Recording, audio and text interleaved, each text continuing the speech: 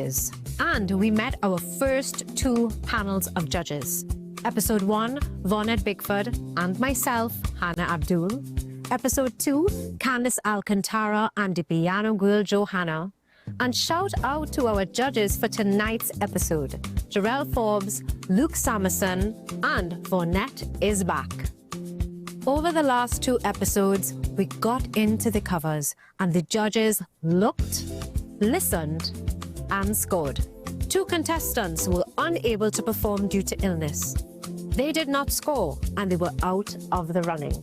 This is Cover Star, where music history meets its next voice. On WESN, the content capital.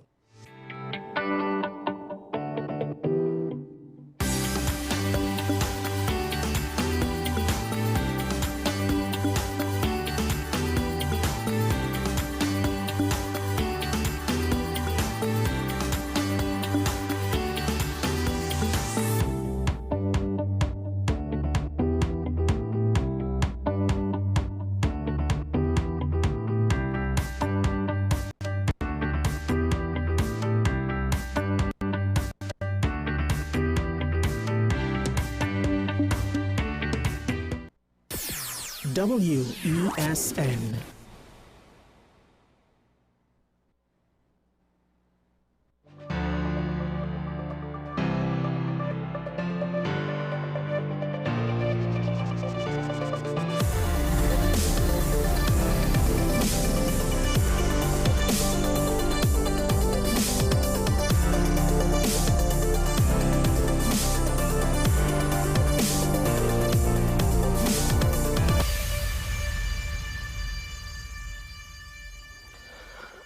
Well, good morning.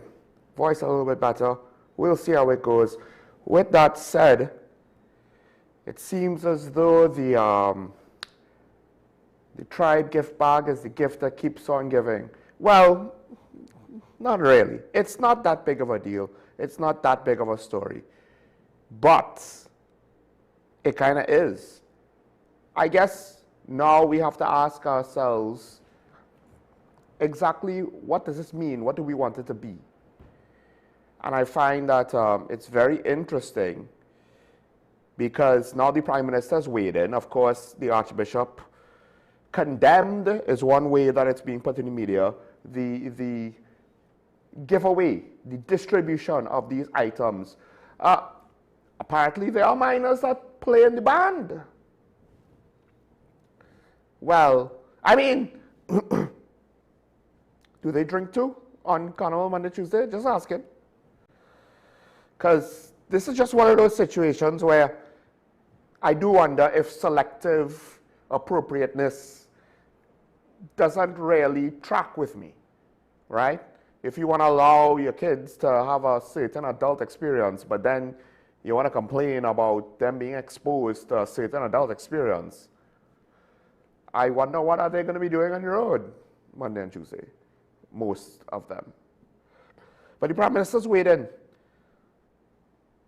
advising revelers to enjoy themselves, but don't do anything to embarrass yourself or demean your loved one's reputation. Now, it's just one of those things where I do wonder if the Prime Minister fully understands what it means to be on the road Carnival Monday and Tuesday. What it means to drink whole day and to be in extreme close proximity with people of the opposite sex. Not always do you have a significant other, so it will be a spouse or a boyfriend-girlfriend situation.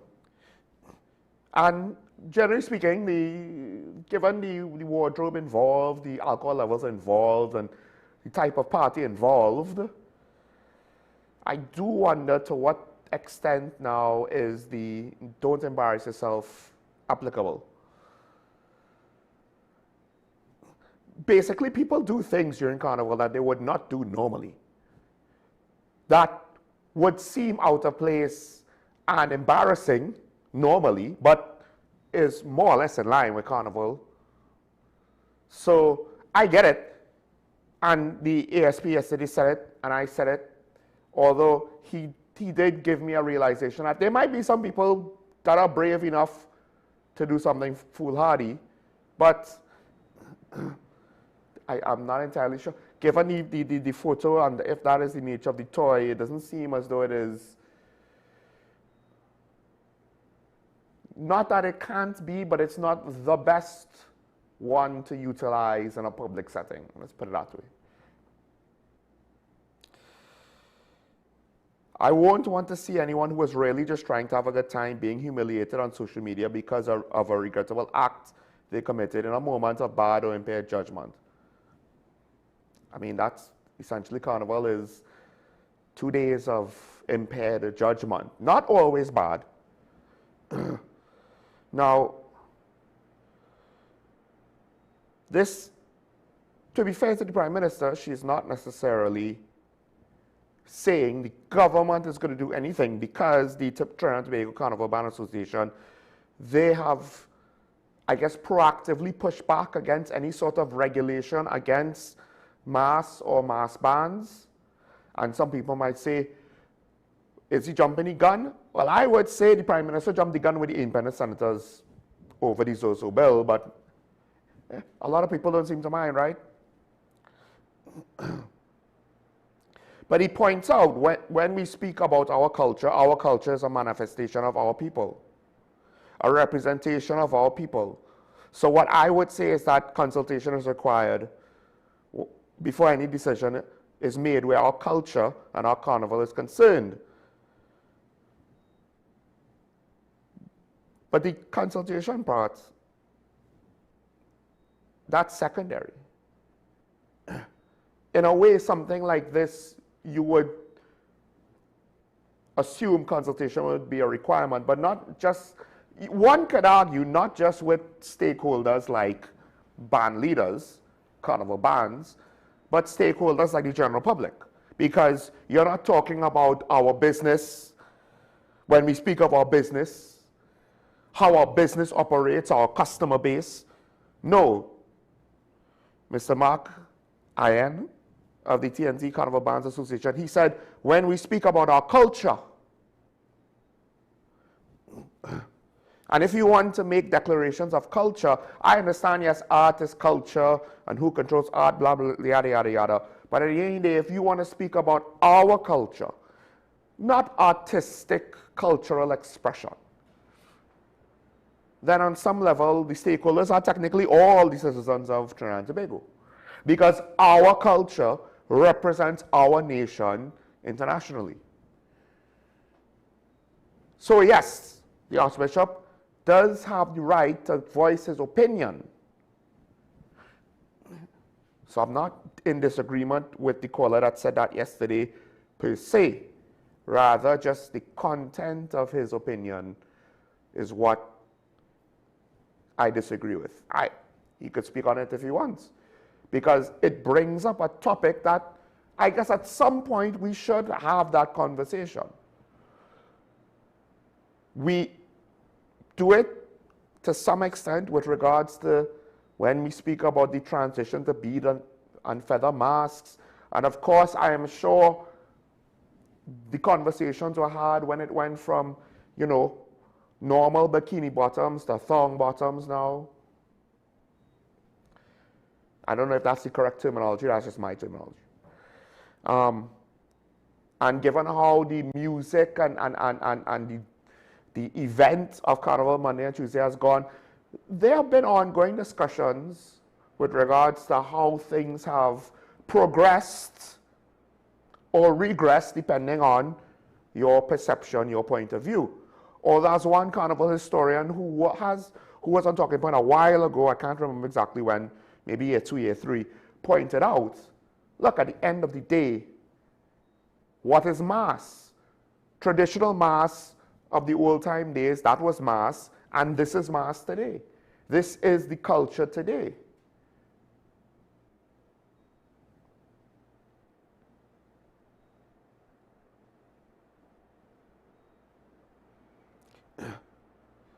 And I guess it begs the question. Look, so Father Robert Christo, I believe he's to some extent, a public communications person for the Archdiocese. He has an article, is Carnival for Sale? But this has been an ongoing topic of conversation for a while now. The flip side is the parts of Carnival that are extremely successful, not just in terms of revenue, but in terms of the amount of people who are willing to participate, who are willing to drive demand, which then causes those prices to go up, are Carnival bans for Monday and Tuesday. We have not done a good enough job to facilitate and encourage demand for certain other Carnival products, including traditional Carnival products.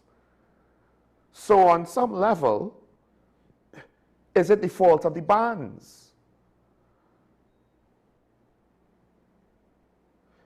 I don't necessarily see the false advertising where, you know, all of these bands basically go up and say, 9 out of 10 dentists say if you play in our band, you'll have a white smile.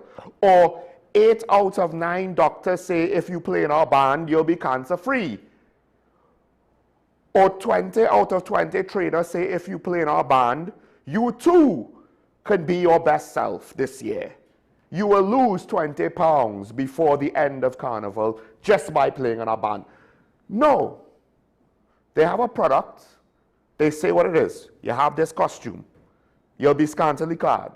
You'll more or less be some variation of what you've seen every year, right? Just whatever minor trends, decorative that happens, that's what's going to be the case. Depending on the situation, you're going to get a lot of alcohol. You're going to get a whole set of goodies. You're going to have to pay thousands of dollars. But this is the biggest street party in the world. And we are selling the experience. And people are willing to pay for it. They're not willing to pay to the same degree the experience of watching Calypso Monarch or Soca Monarch, of watching Pan, of watching traditional mass, of watching the traditional characters. The question is, this is the newest thing. Where did we fail as a commercial product? Because all the Carnival bans are guilty of is essentially giving the people more of what they want. They keep paying, we keep giving. That's essentially how economics work. And if you think, oh, well, that's a reason why capitalism is bad, the flip side is communism, where you keep lining up in lines because we can't get the distribution right to where resources needs to be. And that speaks in part to what I said yesterday. It's not the bans. Our culture is a manifestation of our people, a representation of our people. I mean, we've said this with regards to politicians. The politicians come from the people. At some point, you want to complain about the politicians, you have to realize we ain't importing people from South America, Africa, Europe, right? This is no longer colonial masters or some people from a even less developed country from us, right? Imposing their mistakes upon us. No, our politicians are from us. When we want to complain about the police service, our police officers come from us. Their judgment, their level of thinking, their discourteousness, if you are concerned or if you have an issue with a police officer who is rude to you, comes from us, comes from our society, was learned in our society. The criminals come from our communities. And a lot of people are going to say, whoa, I don't live in a hot spot. Hey, they ain't there. Those are Trinbagonians too. And if you want to use that as an excuse of, no, they are separate to the rest of us, well, doesn't have to be racism, but it's definitely some kind of ism, some kind of bigotry, and definitely not a path to a solution to that issue. Criminals have TNT passports. The blood in their veins is not just red, it's white and black as well. They are from us.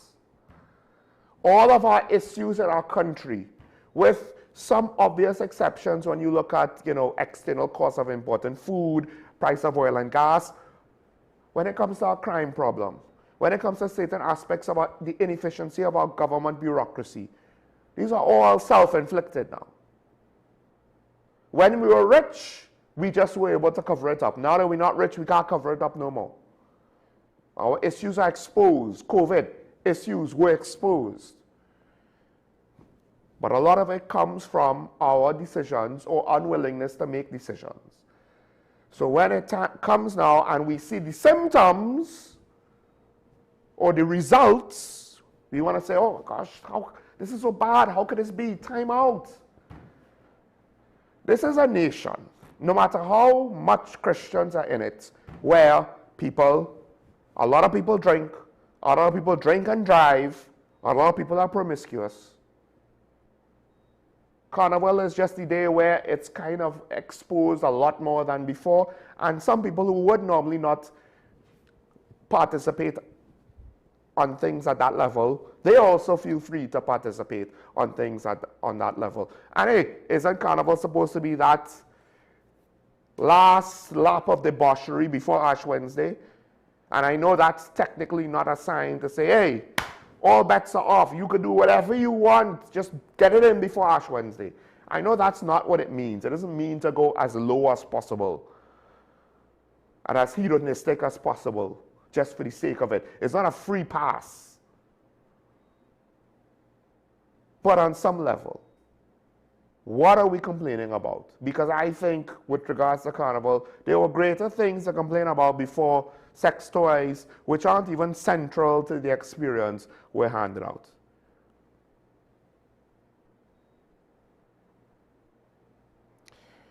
And on some level, this is to be expected. The church has had to grapple with, and I don't know about the other religions, including the other Christian denominations in the country, but the Catholic Church has been trying to grapple with the reality of what Carnival is. And there are many good Catholics who fully participate in modern Carnival. And they are still trying to grapple with what Carnival is. But I guess it just comes back down to, what is it that you're trying to prevent? What is the lesson? What is the mission? What is the negative consequence you're trying to stop? And dare I say, one, it's sounding a little too idealistic and too conceptual and not practical. And two, this is a very good way to lose people. This is a very good way to lose further ground in the minds of the population if you make arguments that are not necessarily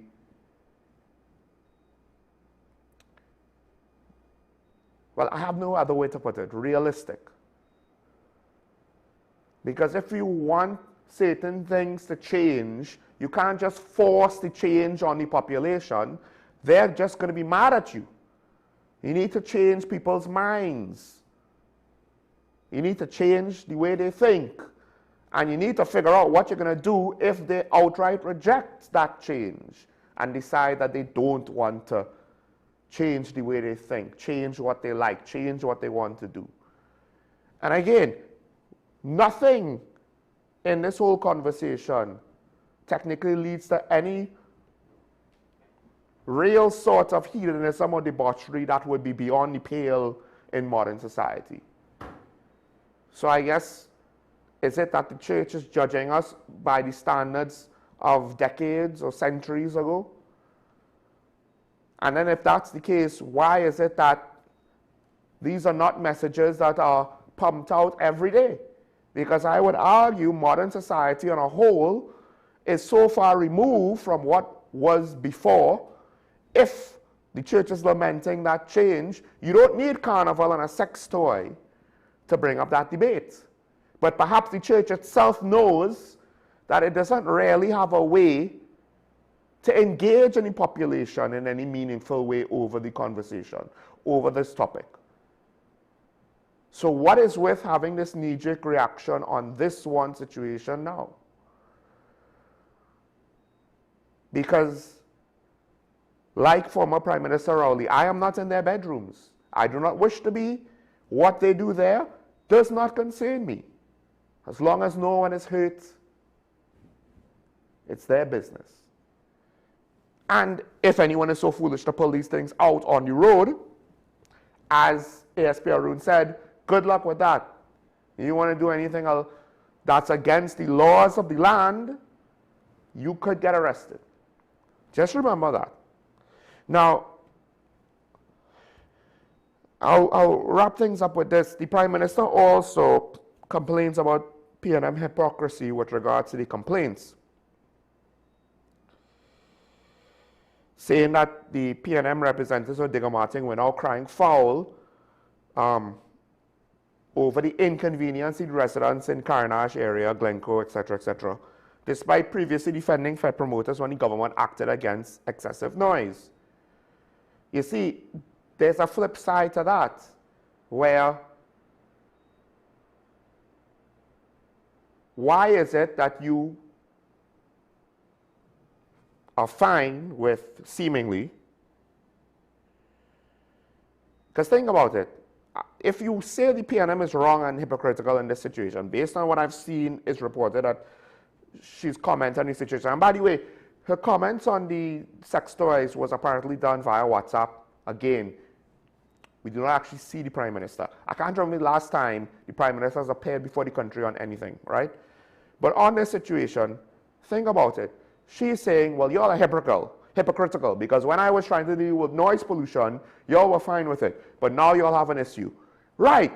But the flip side is, you're dealing with noise pollution, but you're not actually talking about this issue that was caused indirectly due to the efforts to deal with noise pollution. You just kind of change the equation to say, all right, your people in the Northwest, y'all get inconvenience now, which is fine because I have dealt with noise pollution.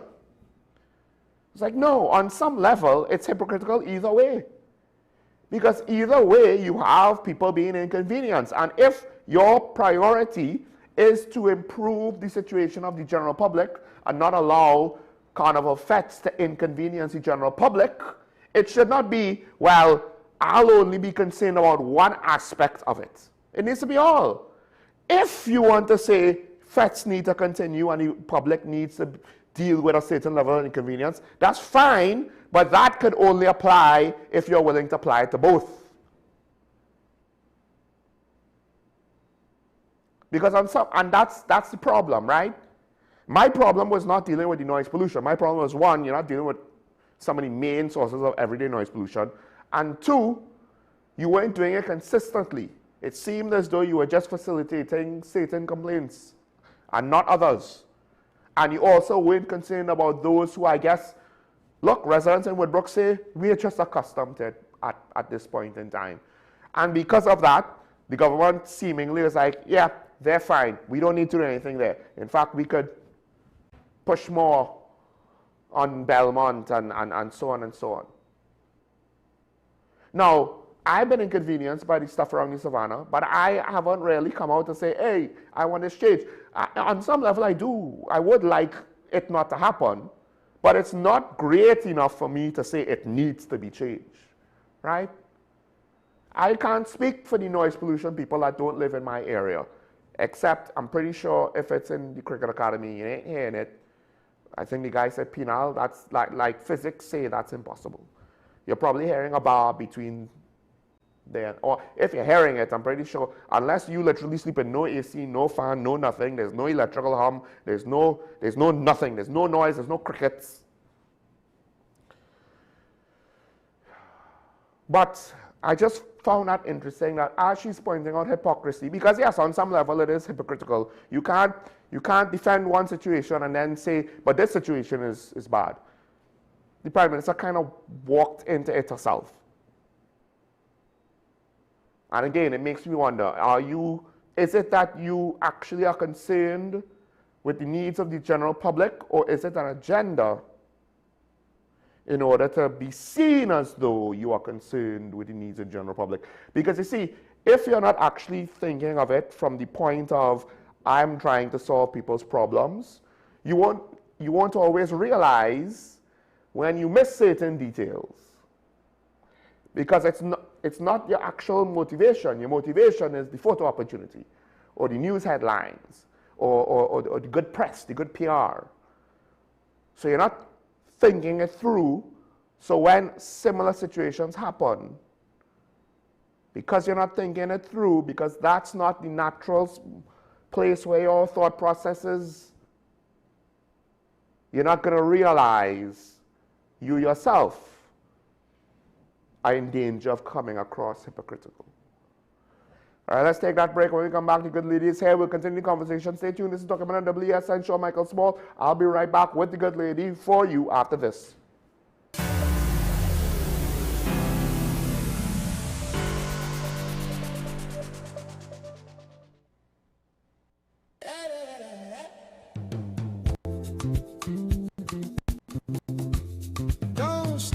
Previously on Cover Star. Just keeping on with my flow.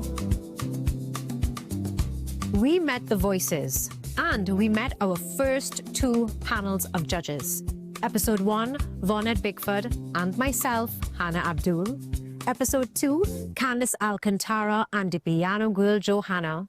And shout out to our judges for tonight's episode, Jarrell Forbes, Luke Samerson, and Vonette is back.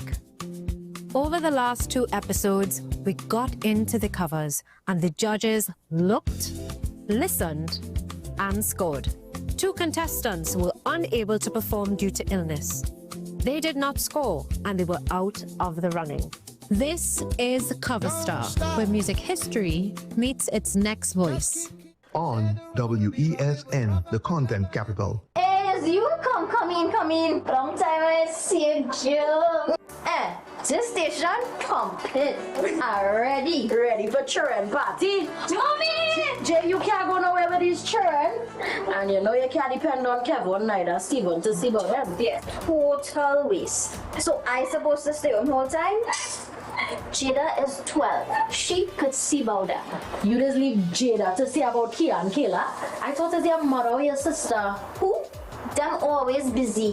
Jada could handle that. She cooking and cleaning a long time. And the next 2, better know what time it is. It's only me, you know. I will talk to my mother. She just home these days. She will make sure the children okay. Alright. Let me see the moves for later. Before you ramage, make sure the children okay. Call 996 to report all child abuse now. A message from the Children's Authority of Trinidad and Tobago.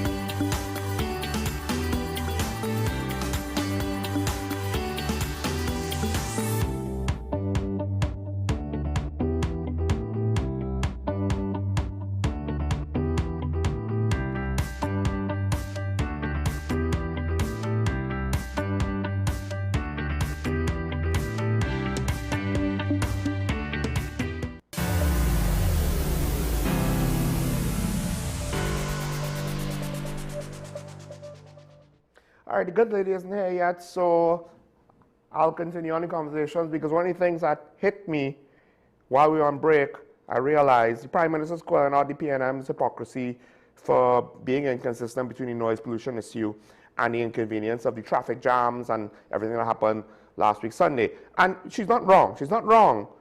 But again, to what degree has she made her position on the overall situation clear? Because I find it's very interesting. If she's not careful, usually people assume if you're pushing back against the opposition on this issue in that manner, that means that you're fine with what happened Sunday, which ironically, your own Minister of Homeland Security said, let's not do this again next year, which I can't fault him for with regards to that. So again, this is one of those things where it's either one, and I know a lot of people aren't gonna be willing to believe this or follow me down. I am just throwing this out there. This is just a potential. I'm not saying this is likely to be the case. One, the Prime Minister is not who we thought she was, right? That's just, I'm saying it for the sake of it's a possibility. Two, more likely, bad communication procedures and infrastructure within the government and the office of the Prime Minister. I don't know if they have good PR people. I don't know if they listen to their PR people. From what I know or was told, the previous administration did not listen to their public relations people, and that worked out so well. That worked out so well for the PNM. And I do wonder if you might have a similar situation here in this case, where again, people who manage to win the internal fight don't understand necessarily that the tactics that for the internal elections don't always work nationally.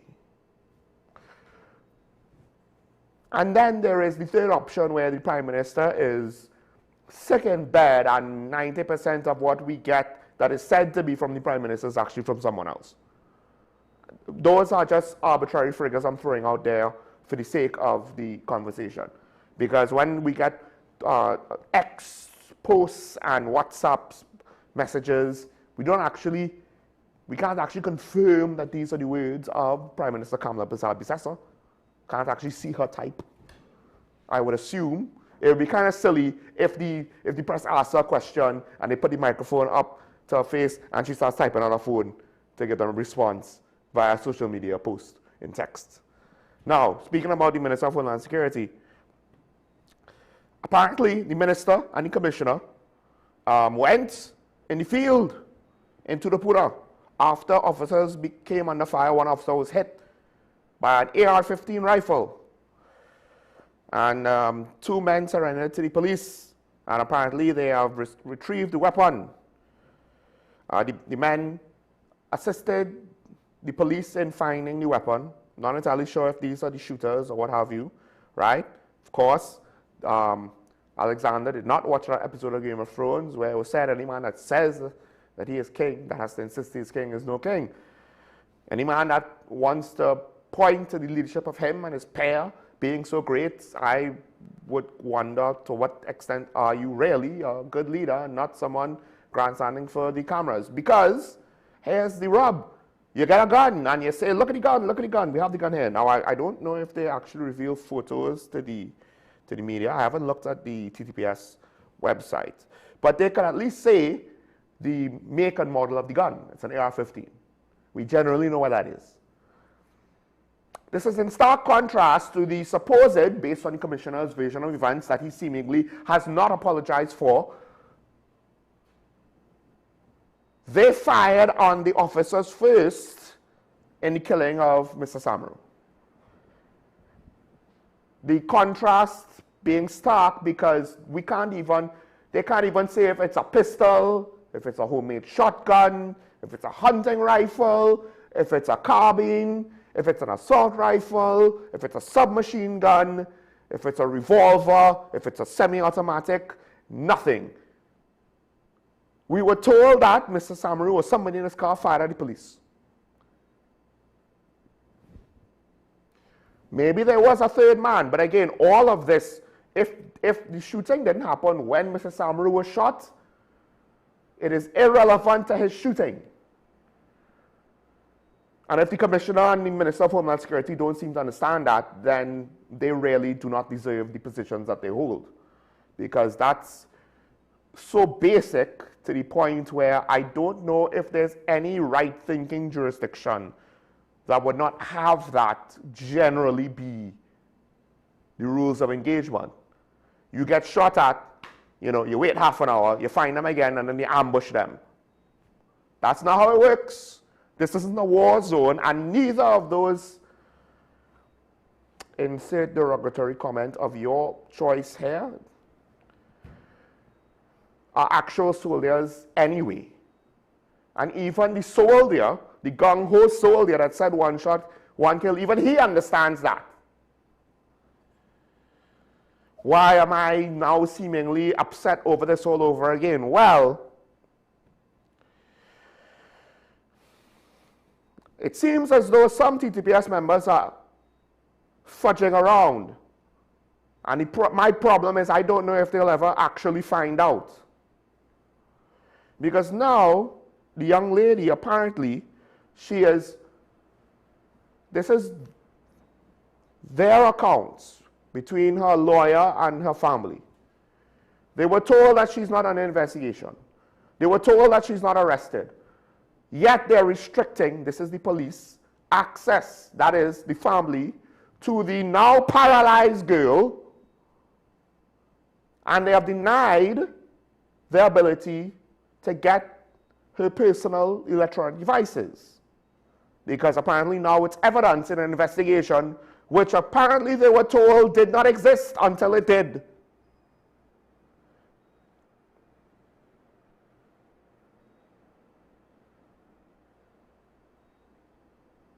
Now, I understand that people who don't know how to do their jobs don't want to reveal things to us because they are afraid of revealing further that they don't know how to do their jobs. But we literally have no version of events from the TTPS to explain this to us in any reasonable shape or form. And if she's under investigation and you want to charge her for something, because you need to try to justify the shooting, that's fine. But I don't know if you have the right to restrict her access in a hospital room for days without charging her with anything. Based on the reports, that's the impression that I'm under. Because either she did a thing or she didn't do a thing. It can't be that you're going to take days to try and figure out what you could stick on her. And in the meantime, you're reportedly inconsistent with what you tell the family with regards to their access to their daughter who is paralyzed by a police bullet. And what makes this waste? This is the thing, huh? This is the thing. You want to talk about modern policing, 21st century methodology and techniques and strategies? You want to talk about trusting the police? How about the fact that when the police do something that's rather crappy, they don't make themselves look even worse with their ineptitude? She's paralyzed by a police bullet. Now, if she's not innocent, that's fine. But this looks as though you're trying to buy time to find something, anything. That's how it seems. Because she's not arrested. They can't arrest her because if they have nothing to charge her with, they can only technically keep her under custody for a certain period of time. And it's all a moot point because she's stuck at a hospital anyway. But then why is the family apparently being restricted access to her? I mean, this is Erla all over again in a way.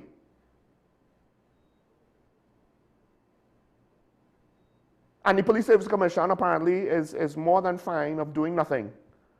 Why? Because they want to keep their jobs? I'm pretty sure if you haven't woken up and smelled the coffee, you all will be replaced at the earliest possible convenience. That's the track record currently going on. Remember, administrations change. This is what we do. The public doesn't really care about that as much as they should.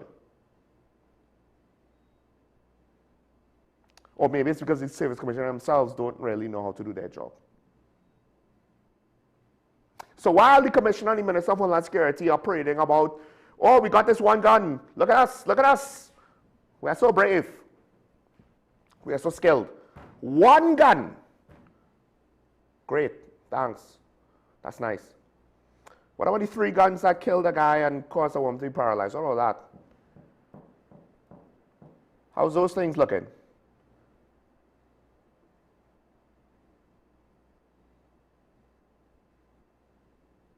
Because it seems as though in this country, to borrow a meme, remember that poor young lady that started off saying, in my country, and then we kind of, everybody laughed at her and what she had to say because it seemed as though she was talking about a country that wasn't Trinidad and Tobago. It seemed as though we weren't necessarily that bad off.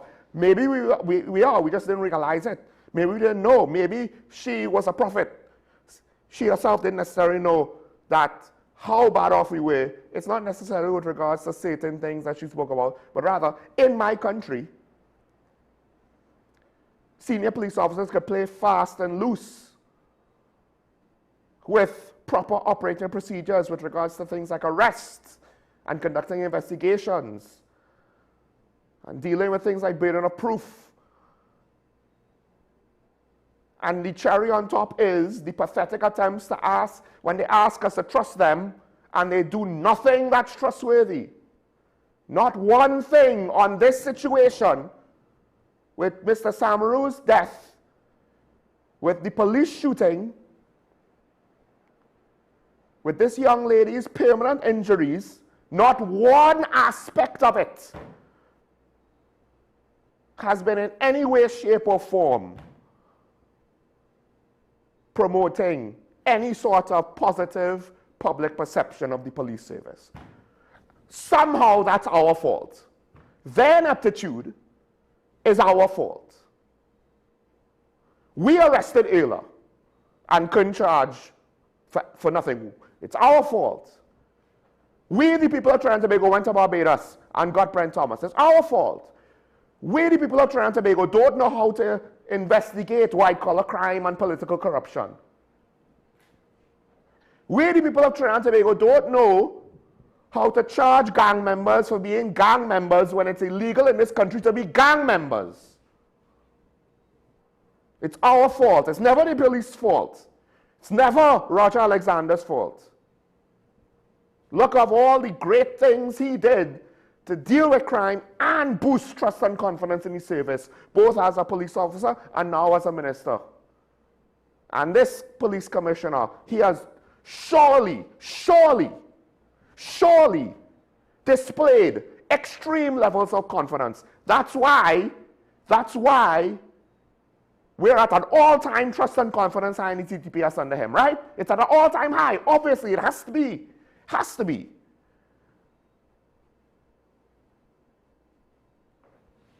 Let's take a break. The good lady is here.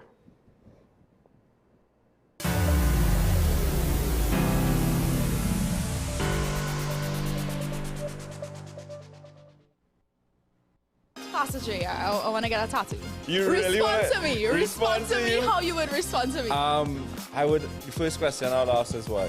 Controversial taboo topics. We get so consumed by church, we forget that we have to live the life of being a Christian outside of the Sunday. Like you say, services. we think going to a service makes us a Christian. Exactly. Yeah, right. So here we are about to hear the second time Pastor J wanted to take a tattoo.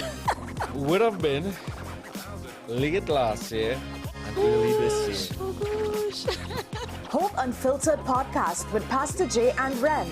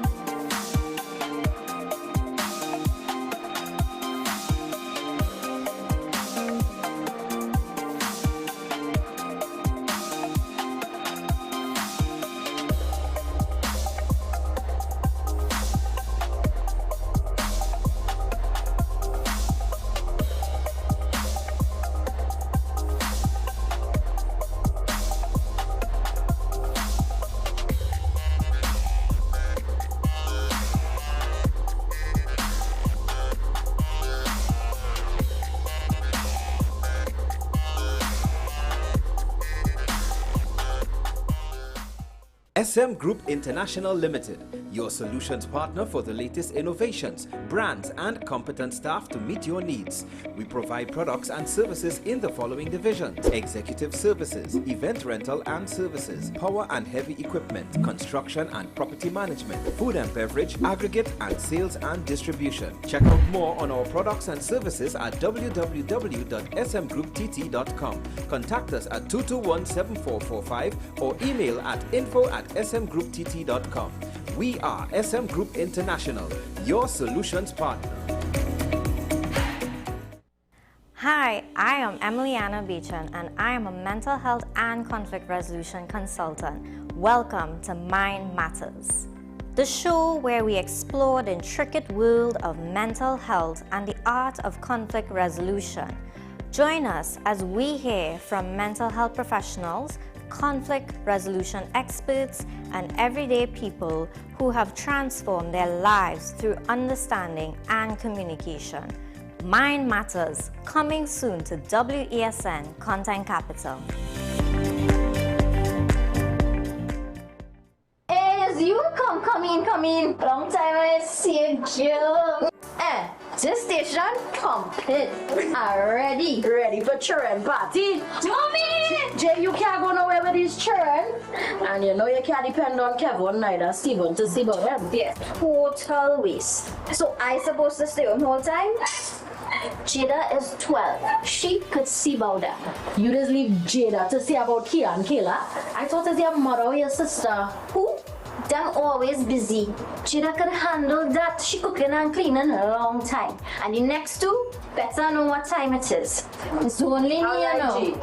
I will talk to my mother. She just home these days. She will make sure the children okay. Alright. Let me see the moves for later. Before you ramage, make sure the children okay. Call 996 to report all child abuse now. A message from the Children's Authority of Trinidad and Tobago.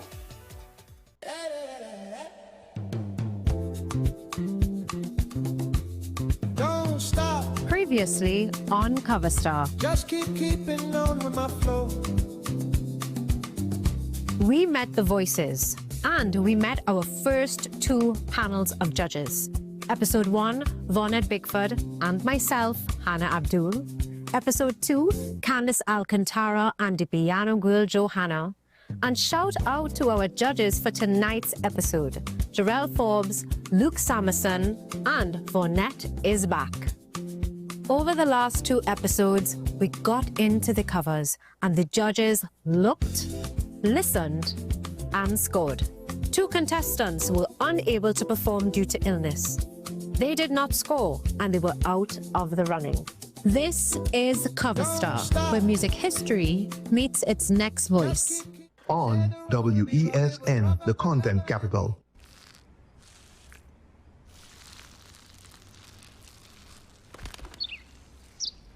Maybe he landed here totally by coincidence.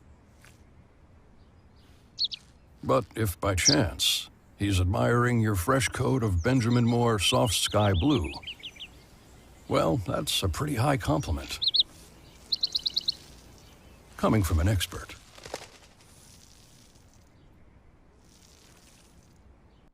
Our award-winning show is back, and this season promises to be even more exciting than before.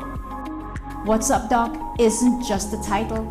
It's a call to action for anyone who wants to improve their health and well-being. Join us on this thrilling ride towards better health on WESN Content Capital.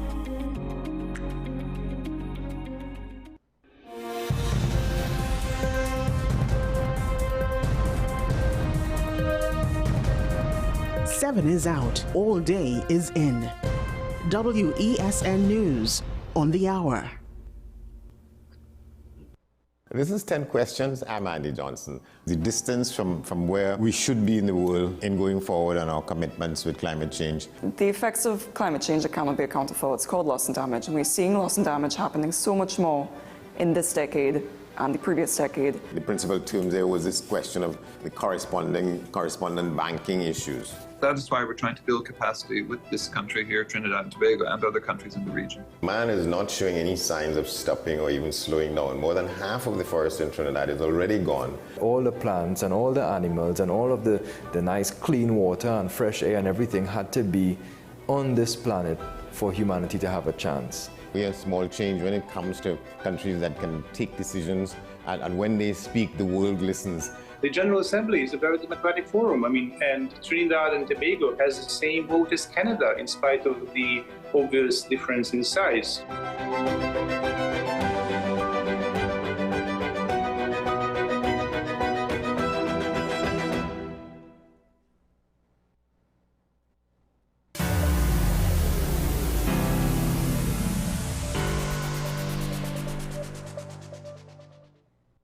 Back on talk about the WSND Content Gathering Show. Michael Small, joined by the good lady herself. We're going to switch gears slightly, although technically, my last point is indirectly, slightly pertinent to what we're going to speak about now. And listen, I just want to give this disclosure, give this preface.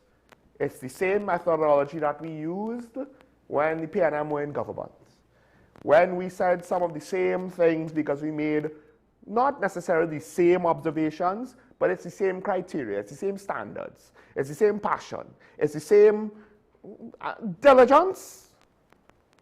So I know there have been people that are already starting to say, oh boy, you're against the government, you're against the government. Yes, I'd just like to point out, that was told to me and to Karen when the PNM were in power. So I'm pretty sure we can't be PNM supporters if we were against the PNM government. And I guess with that said, people who criticize the PNM government, you're taking umbrage with us criticizing the UNC government? Wow. Now, how does that look? Joining me, of course, Karen Neshishera. Karen, good morning. Good morning to you, Sean. And yes, we try our best to be as independent as possible. And being independent means that you will be critical of both parts, whoever is in government. And I hope that we continue to do that. So today is no different. And it so happens, as I had said actually when the PNM was in office, I said, look, are we going to criticize? They're the ones making policy. They're the ones implementing policy. Who do I speak to? So that goes for this government. And there was an article written in the Sunday by one of the well-known columnists, and I found it very interesting, but I don't know if they chose the title, but in any event, the title was The Shadow of Authoritarian Rule. And that's a very recent article, and it really triggered for me, as many of these articles do, is that so? Is Trinidad slowly going towards authoritarian rule? So in looking at the issue, I chose to look at some of the most obvious, I expect, both in the parliament and outside the parliament, that seem to point that we do have reasons for concern. We have reasons to say, hold up, because what you're getting from the government, at least from my perspective, and that's what I am here to do, is not only that the legislative agenda speaks to a move towards intimidation and a move towards authoritarian, but the language and coarseness of the language, the harshness of the language is surely going to intimidate. So what do I speak about? Well, the first example, perhaps people may have forgotten it somewhat, when the Chief Justice was appointed. If you may recall, that provision that allows for the appointment of a Chief Justice required that they consult with the opposition leader prior to making that appointment.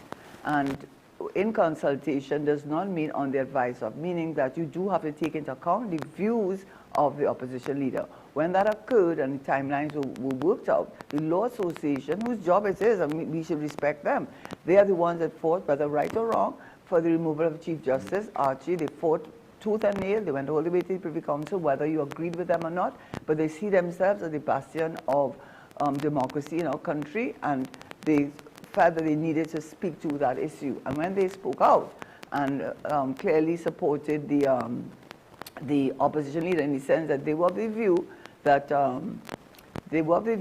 the consultation which the legislation, constitutional provision provided for did not happen. And what was the Prime Minister's response to that? I have it right here. The Prime Minister, let me get it in, Law Association infiltrated by each of four dunce, filthy PNM attorneys. I mean, where are you going with that? Where are you going with that? Because the Law Association took the position that the consultation that should have occurred in accordance with the section, I think it's 136, I'm not quite sure, of the Constitution, have not have occurred, and they're there as a protector. They have that role. You take such umbrage to that. That is intimidatory. And that was one of the first sense that we got in this country, that the Prime Minister and those who supported her took a point of view that they were not going to put up with any opposition. They were not going to allow persons, they were intimidatory in their language, and that was one of the most obvious examples. I just want to point out, when similar things happen, by our reckoning, with regards to the merit list and how that was handled, and with regards to the Auditor General report, when then Minister Imbert asked for an extension and did not lay it in the Senate, which basically the laws or the regulations or the procedures spell it out. You know, you put it in the Senate, you get it, and then at this Senate sitting, you put it in Senate. He didn't do that. We brought that up both times when procedures weren't done by the previous administration. So again, I'm making great pains to point out where we're being consistent in how we treat with both governments. This is what she said when the Law Association just appeared to support the opposition leader in that regard. That she said there could not have been the requisite consultation as required by the Constitution. I think it was a meeting of the UNC Congress at Penal Secondary School, and this is what she said. The fact is that the PNM eat-a-food dunce lawyers, my God, have long infiltrated the executive of the Law Association, and it's high time the political hypocrisy and agenda are exposed. People are no longer fooled by greedy, legal, fake elites, masquerading as independent voices who are quietly gorging on the treasury by the billions. Anyway, she did speak in very harsh language, and so did the Law Association. I don't know if the Law Association responded, but certainly that gives you an indication of what was to come. So that's the first one. The more... I do recall there was at least one time when Keith Rowley basically did something similar to the Law Association. They said something he didn't like. I can't remember, it was a while ago. They're not in power now. But my point is, the eat-a-food PNM lawyers of the Law Association were criticized and disagreed with the then Prime Minister, PNM Prime Minister, Dr. Keith Rowley. So, yeah. So the more recent example, and I know Sean has spent a lot of time dealing with this whole issue with the extrajudicial killing of Mrs. Salmon. Be careful, because I don't want to get any charge against you. That's where people have reached, you know. People have reached the point where they are really concerned whether or not their point is right, whether or not their point is a wrong one. They are concerned about what they say, and rightly so. And so we had another example of the Prime Minister coming out in a very harsh way, explosive way, according to the legislation, according to the article in the media. Prime Minister lashes back explosive allegations against independent senators. When the Zone of Special Operations Act had gone to the independent senators, even before they were called upon to vote and make their decision, she attacked them. So it appeared. She seemed to be saying that, oh, they won't do the right thing, and so she put them in a position where, of course, all eyes were on them. And when they did vote on the matter, what did she have to say? She lashed at them. This is what she said about it. And not only independent senators, you know, she also went after the independent senators and the president. She said, and talking about buying votes. She very well knows, and she must know that the way the upper house, the Senate, is composed, is not a question of voting like the members of parliament. When you come and get a senatorial appointment, it's either the president appoints you, the opposition has a certain number, and so does the prime minister. And that is in our constitution that's been around since 1961, 62. She very well knows it's not electoral voting. You're not voted into office. It's because you are deemed to be a subject matter expert. You're deemed to be a person who brings value to the upper house, brings a discussion, dissertation to the matter before the parliament, so to lift the discourse at a higher level. Their role is not there to get votes. Their role is not to be involved in the electoral process. That's not why they're appointed. That's what the Constitution says. And that is why when they tell you who is an independent senator, you look at their background, and you realize their CV speaks highly of who they are, and that is what they're bringing to the table. So to come and attack them and say that, I think at one point in time she spoke about they were not elected. Yes, they weren't elected, and that's how it's supposed to be. They're not supposed to be elected. In any event, when they needed a 3/5 majority for the Zones of Special Operations Act, and they needed a certain number of votes from the Senate, and when they did not get it, she lashed out at them. She lashed out at them before the vote. Yes, she lashed out at them before to put them, again, intimidation. If you don't see that as intimidation, I consider it to be intimidation. And then after they voted, she lashed out at them. And not only did she lash out at them, she spoke also again. She said they were brown nosers and bootlickers. This is what she said. She had called the independent senators brown nosers and bootlickers. They're sycophants. They don't have any mind of their own. They are there because they are given the special privilege of being in the Senate. That's what it means. Appointed by President Christy Kangaroo, whom she described as a low-level PNM functionary. Your president? My God, I don't know. Listen, I will stand corrected. I'm sure people who do not support this, who support this government, who can tell me when the president of our Republic of Trinidad and Tobago was ever attacked like that.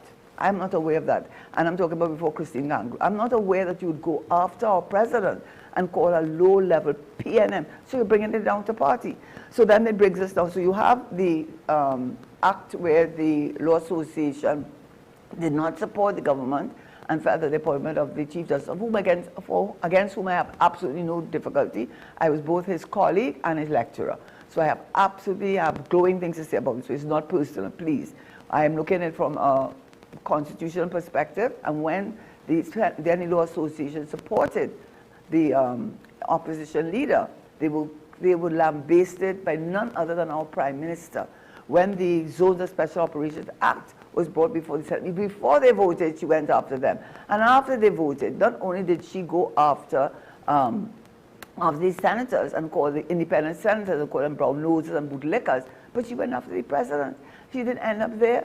She then said that two of the persons who are independent were going to trade their votes for some sort of bribery, a situation where they were prepared to vote in favor of the bill if they were given certain benefits. And then when asked to identify who they are, you won't say who it is. So you have done such damage. Not only because we don't know who the independent senators, we could guess, and that is so unfortunate, because I guess many of us have already guessed who they think it could be, and may not be.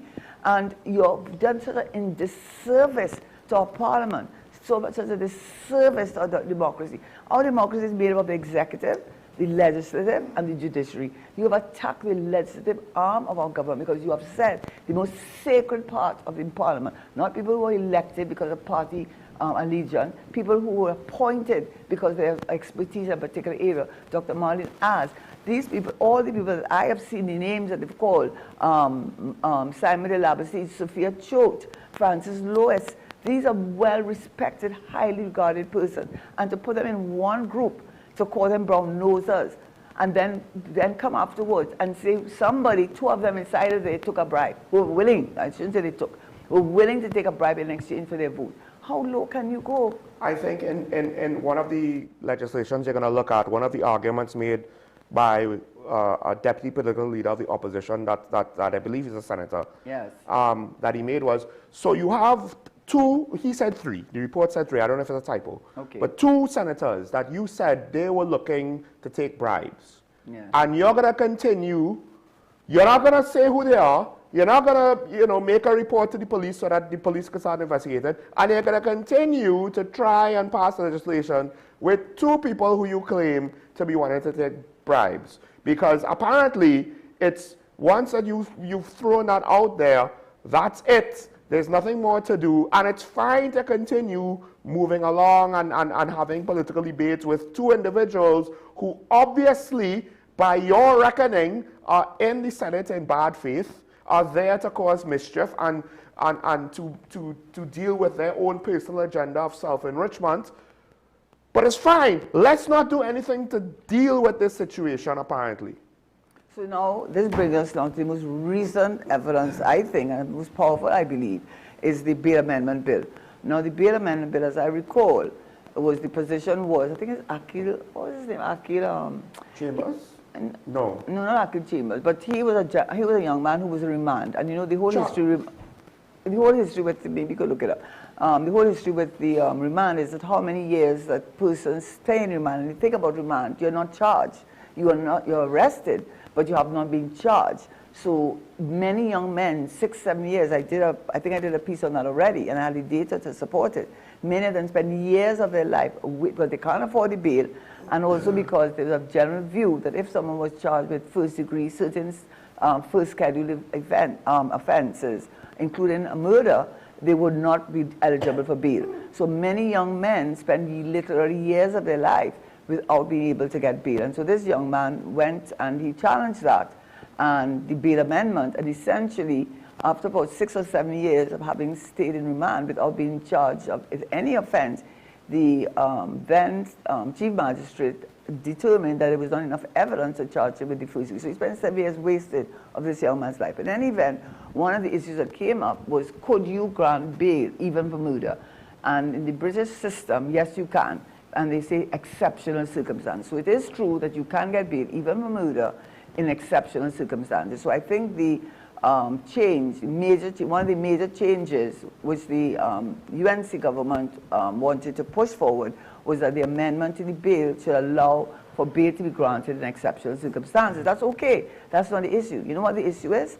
They also said there should be something called bail sourcing. Okay, once you have qualified under the exceptional circumstances test, then you have to qualify again as the source of your bail. Because if the source of your bail is from a source which is questionable, they will deny you the bail.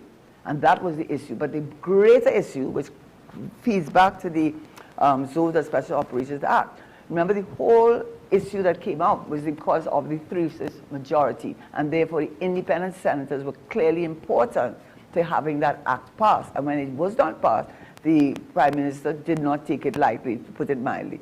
When they came with this bail amendment, that should have been passed by a special majority, because what you're dealing with people's constitutional rights, and generally the freedom, the right to liberty, also financial information. When you go for the bail hearing, you also have to release financial information.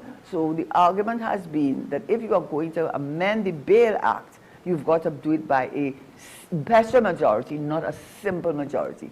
But I am of the view that after the experience with the Special Zones Act, where they were required to go by a special majority, and the government was not successful, they decided that they would go with a simple majority to make sure that the problem they had with the Zones of Special Operations Act did not rear its ugly head again. And this is what you will see, the key controversies.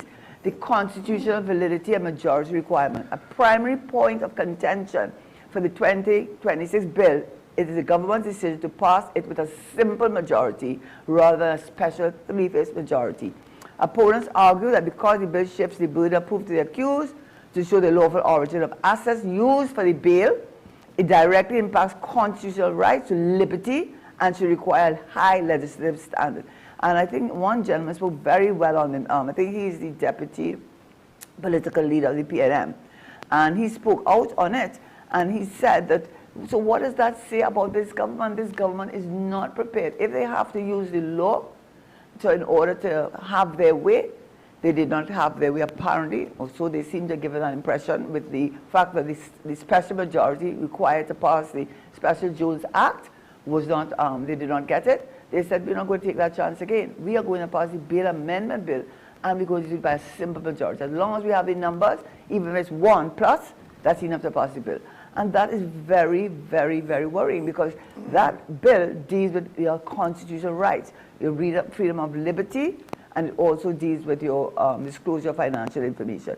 And I think that it has gone to a point now, they're saying that, anyway, they go into detail about it, but the real issue that came up in Trinidad was, should that bill have been passed as it should have, with a special majority rather than a simple majority? What kind of makes it, and this could be hindsight, and conspiracy theories could say, well, oh, if it needed a special majority, they wouldn't have voted the way they voted. But 5 independent senators, apparently, according to this report, voted with the government. They had 20 of the 31 senators, They won't take any charge. right? But the thing is, they would have cleared the 3/5 threshold, right? And to your point, they're not taking any chances, but the appropriateness of passing this, because that's the argument by Senator Sanjeev Buru. Yes, that he's very good. The court is basically, he's anticipating someone challenging this situation because can this stand, right? Without a 3/5 majority, can you make that change? And also, the Constitution does provide, I can't remember the exact section, even if you get the requisite 3/5 majority that is required, you still can challenge it if it is not in the interest of the national community. So there is ground, but the bigger picture, which is where I started this discussion, are we in the shadow of authoritarian rule? And I'm saying that this example, which is this month, just this month, is an indication that the government will not tolerate any dissension from what they believe their road is and what they should do. And they went so far as to take a bill that should have a 3/5 majority because of the constitutional rights that it may infringe, and pass it by a simple majority. And that is of concern because they were not successful with the Special Zones Act, and the Prime Minister made it very clear that the persons, independent senators, were brown nosers and brown. How could you support something like that? And the other point now, going ahead with the the shadow of authoritarian rule. Sedition Act. I read very recently some blogger and person who has a program on radio. She has been charged. I wanted to look for a blogger, former radio host, charged with sedition. You know why that's charged with sedition? Let me just read. We don't know the particulars, which Sean and I have spoken to before. The blogger and a former radio host has been charged with sedition after posts on social media allegedly invited foreign parties to target the official residence of the Prime Minister. I am in no way agreeing if the blogger did in fact do so. I am no way condoning that. What it concerns me is if this, the special zones, the zones of Special Operations Act, or the state of emergency which came before it, had in fact been valid, had been enacted, had been valid, then she could have been charged. But they couldn't do that because the SOE came to an end on the 31st of January. The Special Zones Act was not passed. So what was the government to do to shut down any dissension? I am not saying what she said was right, you know. Please don't call back and say I am not saying that. What it's telling me is the same way they went with the simple majority and they intend on getting their way. In the same way, they are not going to brook any criticism of the government. And if they have to go to an old, over 100, 200-year-old act, Sedition Act, and charge the person under the Sedition Act because they don't have the State of Emergency Act, because the Special Zones Act was not passed, they're prepared to go to the Sedition Act to shut down any criticism. Now, you may say the criticism was, they were right to do so. That is our point of view, and I'm not necessarily challenging that. What I'm saying is, what is the message? I think if you speak to the man in the street, I like to speak to the man in the street, there's a sense of unease, there's a sense of tension, there's a sense of we can't say anything against this government, because if we do say anything against this government, they will make you pay for that. And it seems that the government is committed, as far as the Prime Minister, to coming out and attacking people who are highly regarded in our society and attacking them in the most vulgar and the most intimidatory way. And then let's turn now, so we talked about, or I talked about the legislative agenda, and you see the evidence. Remember he said shadow. By the way, the author of that article did not, I assume, choose the title, so I'm not saying that that was his choice. I'm just saying that the title was very telling and really speaks to where we are in Trinidad. And now we talk to the culture. It was the Guardian newspapers, actually. The first sentence, apparently the Calypso monarch, what they said, alleged, is that the persons who were able to qualify for the finals, who did not qualify for the finals, were persons who sang calypsos that were anti the government, anti-president. Now, we have had incidents of that before, but they say it seemed to have been far more widespread, and you have to take things cumulatively. Yeah? You can't separate that and separate this. You have to put everything. That's how these things happen. That's why the shadow comes to the light. That is what we're seeing as a darkness is really obscured. But we have to look at all of these indicators, and that is what I think it was in yesterday's papers. Yeah. You saw it by the heading. What was the first line? What did it say? Oh gosh, I didn't know that. Yeah, because they. No, I read the article, and the article didn't seem to support the heading, the title. But when I read the first line, what did it, you have it there? I'm now pulling it up. Okay, if you can peel it up. So under the blistering, the first line, right? Yes. Midday sun at Skinner Park, San Fernando, Calypso Lover sent a clear and defiant message yesterday that peacock political commentary and fearless social criticism were the lifeblood of the art form, saying any attempt to silence them is an attack on freedom of expression. Well, that was not the art, but that's a good way to put it, because you see, that's the thing. I mean, Calypso is not just an art form. Calypso is a sense of self-identity. Calypso is a sense of your history. When I look at what the Archbishop spoke to on another issue, which I won't go into, he understood how Calypso and Carnival was part not only something an entertainment, but is part of who we are, who we see ourselves. When we sing Calypso, it's not only to entertain, but it's political commentary. It's an opportunity for persons to say what they like or they don't like about this government, to criticize the government. That is something that is part and parcel of our culture. So what I did read was that there was the concern that persons who sang Calypsos that were critical of the government and critical of the Prime Minister, they did not make it to the finals. That is very concerning. You take that together with the bail amendment bill, together with the special zones, and on top of that, the public facts. you know, the public vets. I am not saying that the issue with noise, I have spoken about it on this program. I am not saying that is unimportant, but you know, it's questionable. If you had concerns about noise pollution, deal with it early on. If you had concerns about noise pollution, given what Carnival means to at least half of the population and more of this population, and earns foreign exchange for this country, a country that needs the foreign exchange, if you had that concern, bring in the organizers, speak to them, start putting in measures to limit the impact of the Carnival and the Carnival vets. And what happened? Brian Lara Stadium, a prime example of hosting Carnival vets, they shut it down. And from what you learned from the organizers, it was not only that they shut it down, but the speed with which it was done, lack of warning, and the opportunity to make alternative arrangements. And I may be wrong. I said this to Sean yesterday. I may be wrong. But the stinker dirty, I think, fat that they had down in Shagaramas, well, they couldn't say noise pollution. The only pollution was the animals and the wild animals living in Shagaramas. But what it did, I found it was very telling. Now, maybe the way it was reported, and maybe it is my own personal point of view, so I will admit to that. But I found it very telling that the person who spoke about it was an ACP, Assistant Commissioner of Police, who said that in prior years that the police and the organizers worked together. And although there was some level of disruption, never was there disruption to the extent that it was this week. Never. And that's very telling. They said before they would organize, whether it was the PRUG, or however the arrangements were, so that even though there was traffic disruption, it was never the scale at which it was. And what I found was also telling, again, that's a point of view, I didn't think the organizers seemed too concerned. You know, they were too concerned that businesses couldn't operate. They were too concerned that restaurants couldn't operate. They weren't too concerned because to me, maybe this is a message, maybe not. Maybe they were saying that you want to shut down the venues where we've traditionally had our carnival celebrations. Well, let's see what happens when we don't do it there. Let's see how you handle that. Because from the police, from their position, they seem to be saying that in the past they got the support of the organizers. I don't know the organizers did not support them. What I did know is this year, quite tellingly, that same rule about, and you see the public vets. What is a carnival vet? Come on, carnival vet is not just entertainment. Carnival vets are who we are as a people.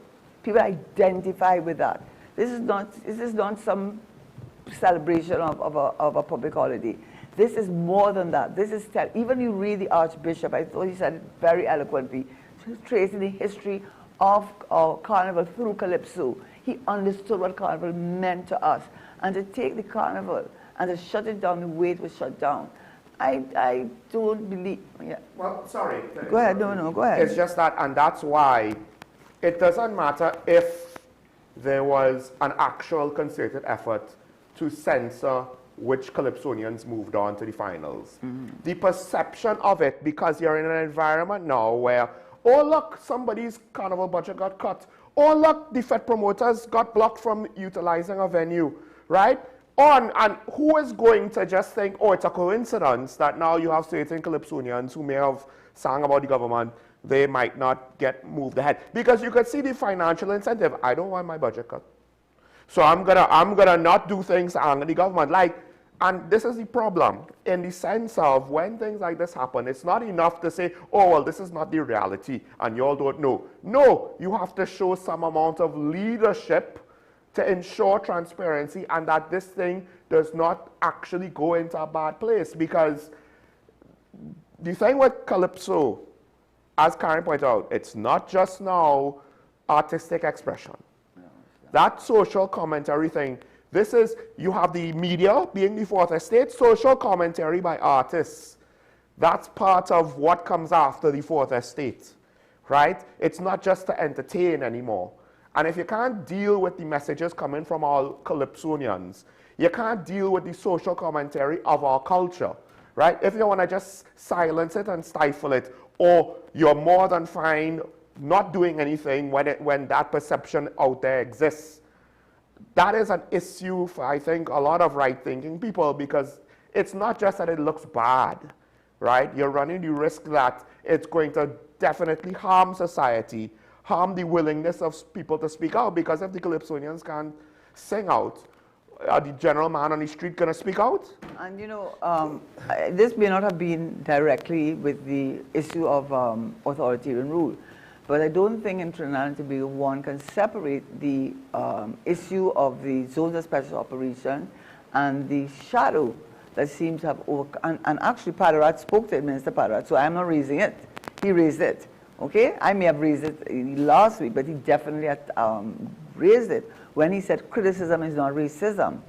Because many people who have been opposed the special operation, the zones of special operation, these hotspots, including former Prime Minister Dr. Rowley, are concerned that they will be used as targets, and the targets will be based on race, because the communities which will be targeted communities where the ethnic composition is one where we already have issues in this country, and we do not need to have that special zones to add it. And this is what he said, Padarat, and I wanted to quote him. He said, crime statistics are not, the race card has been placed cynically and irresponsibly. He said, crime statistics are not racism. Reality is not prejudice. To deny where violent crime is concentrated and who suffers most from it is to lie to the nation and ban the very communities who those statistics pretend to defend. So what he is basically saying, and he also supported the Prime Minister, what he's basically saying that part of the pushback from passing that legislation is what is your definition of a criminal? Because you are saying an area is a hotspot because it has high criminal activity. Who is a criminal, Mr. Padarat? Who is a criminal? And also to the Prime Minister, who is a criminal? Because what I read from a Trinidad and Tobago police service report, what I read is that crime is the billion-dollar business of crime, and guess who is involved? So don't be doing that. Don't be adding to the fuel. Don't be adding to the fuel that is the fire that's burning out of control, right? And this is a Guardian media investigation. Close to 40 prominent businessmen. Oh, I don't know why I left a note there. That's another thing, but I'm just reading the article. From South, Central, and East Trinidad, who are linked to major drug and human trafficking, gun runners, gang leaders, and murderers, fueling the multi-million-dollar criminal enterprise in this country, have been named in a police intelligence report. These businessmen, who are protected by some members of the Trinidad and Tobago Police Service on their payroll, are among 100 of people of interest identified in a confidential 2019 police intelligence report obtained by the Guardian media. They have withheld the names. In any way, this is what it said. The report is the culmination of months of probing and surveillance by specific intelligence gathering units within the police service, and identify persons of interest who are allegedly involved in criminal activity, Mr. Padarat, right? Using the guise of legitimate businesses or have directors in these businesses that are inclined to criminal activity. So when you want to tell me who is a criminal and who you're going to protect and how these criminals are the young black youth there, understand who is a criminal. Who is a criminal? That is why you are going to get yourself in a lot of trouble with that piece of legislation. You are going to get, apart from it being authoritarian, it was going to create more stigmatization, militarization in this country, which we do not need. And you came out, I did not have to come out. I'm glad you came out and said it. You said that its statistics are not racism. Right, so when you are using your statistics, Mr. Padarat, Minister Padarat, and Prime Minister, who is on the Security Council, remember you have to look at the report, intelligence report, who tells you, everybody knows it. It's a matter of anecdotal, but this is from the police intelligence report. Who are the real criminals? Who are the gun runners? Who are the persons who are bringing in the with the guns? Who are the ones who are giving the young men the guns to do the contract killing? Who is it? This is in their report. So do not come and stigmatize a community in this country, an ethnic community in this country, under the guise that you're looking out for them. Oh, poor young men. They're black young men who are, and we are there to support. No, you are not there to support them. You are using under the guise, and that is part of the problem with this government, you know. Part of the problem with this government is it pretends that it cares about you. But that's why they're attacking you from here to thy kingdom come. They pretend that they care about you, and they take the CPEP and URP workers who don't have money to send their children to school, and they pretend they care for you. And that's why they have a case, Tombo case, where Justice Mohammed said that there was sufficient reason for the persons who were challenging the decision of CPEP to shut down some of the programs. They had good grounds on which they could challenge it. So what I'm saying is that we have to be very, very careful. Let me see. The eye-opening report identifies people who have registered businesses which they're using as fronts. It will be all known, but this is an intelligence reporter. It's not me saying that. Not me saying that. Businesses which they are using as fronts and are contributing to rising homicide, increased lawlessness now pervading the country. Do you understand that? So you see that you see that bill that you wanted to pass? It's a good thing it wasn't passed. It was a good thing it was done because you first have the first order of the day, Minister Padarat and the Prime Minister, who is a criminal?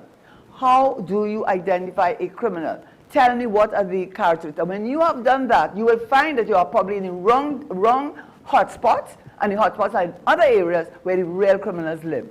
Just to point out that... And I feel very strong that you can the tell. messaging over the Zoso bill was not consistent, right? That's number one. Number two, the strategy that was ascribed to be the whole reason for the Zoso bill.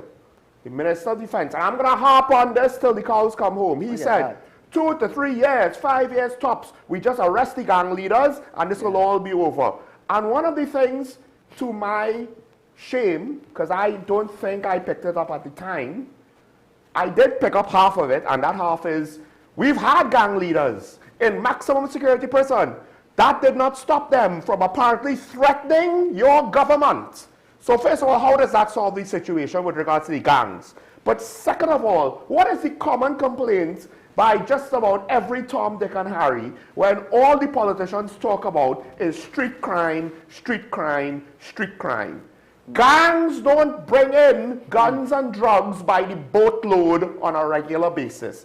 Gangs don't have all those super extraordinary levels of profits to throw around all the time to buy off elected officials and members of the Ministry of National Security's various services. Can I just read this for you because I feel so strongly about it goes to what you're saying. Right, I'll let you go.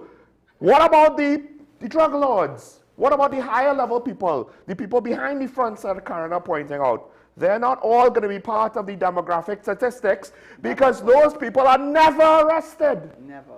And that's my concern. Eh? My concern, let me just read this. Who are the businesmen and what they do? Because you want to say you protect, and statistics don't lie. Well, guess what? Get the statistics right then. Because this is what it says. One man owns $1 million business and is involved in supermarkets. You know that's what they like to do. They love to have supermarkets. And what's the other one too? With car parts. They love the car parts because they deal with cash, right?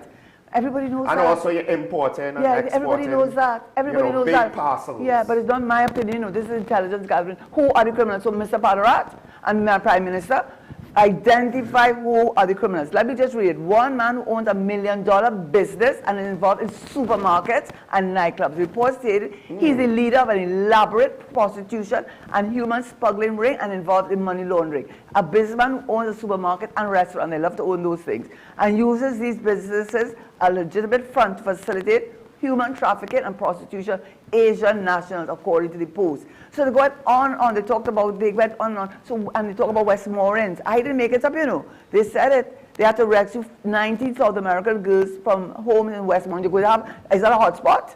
Is that a hotspot? Right? I think they got drugs in yes, but this is the one. Remember this last year? I think it was last year. Sources who spoke to the Guardian media about this individual said about 19 South American girls had been rescued from homes in Westmoreland and stir-fry restaurant along Arpita Avenue in February this year. That's last year. That individual has featured prominently in the investigation. So you know what I'm trying to say? I am trying to say that when Minister Padarat and the Prime Minister says things that seemingly caring, seemingly we're really looking after your interests, you know, before you do that, just tell us who the criminals are. I want to know who the criminals are. The current commissioner is an intelligence officer, so he should know, right? He should know. You're stigmatizing a whole group of people. How is that helping to reduce crime? Especially, I'm going to stop now, especially when your Minister of National Security said what is more important is vest for the police than body cameras. I have been on your show when this must be months ago. I said, Commissioner of Police, do what you have to do, but give your men body cameras. What you against the body cameras for?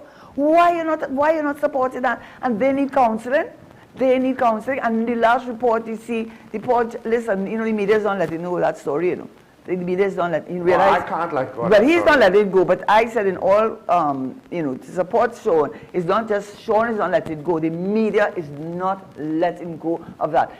Your Commissioner of Police Guerrero, your Minister of National Security, and your Prime Minister have to take responsibility for what is the current situation in this country, where you do really have to wonder, are we moving to authoritarian rule? We're seeing evidence of that in the legislative agenda, and we're seeing that in the cultural agenda, and now we are seeing that in the national security also. We have a call waiting. We'll take the call. I have more stuff to say myself. But caller, good morning. You're on here.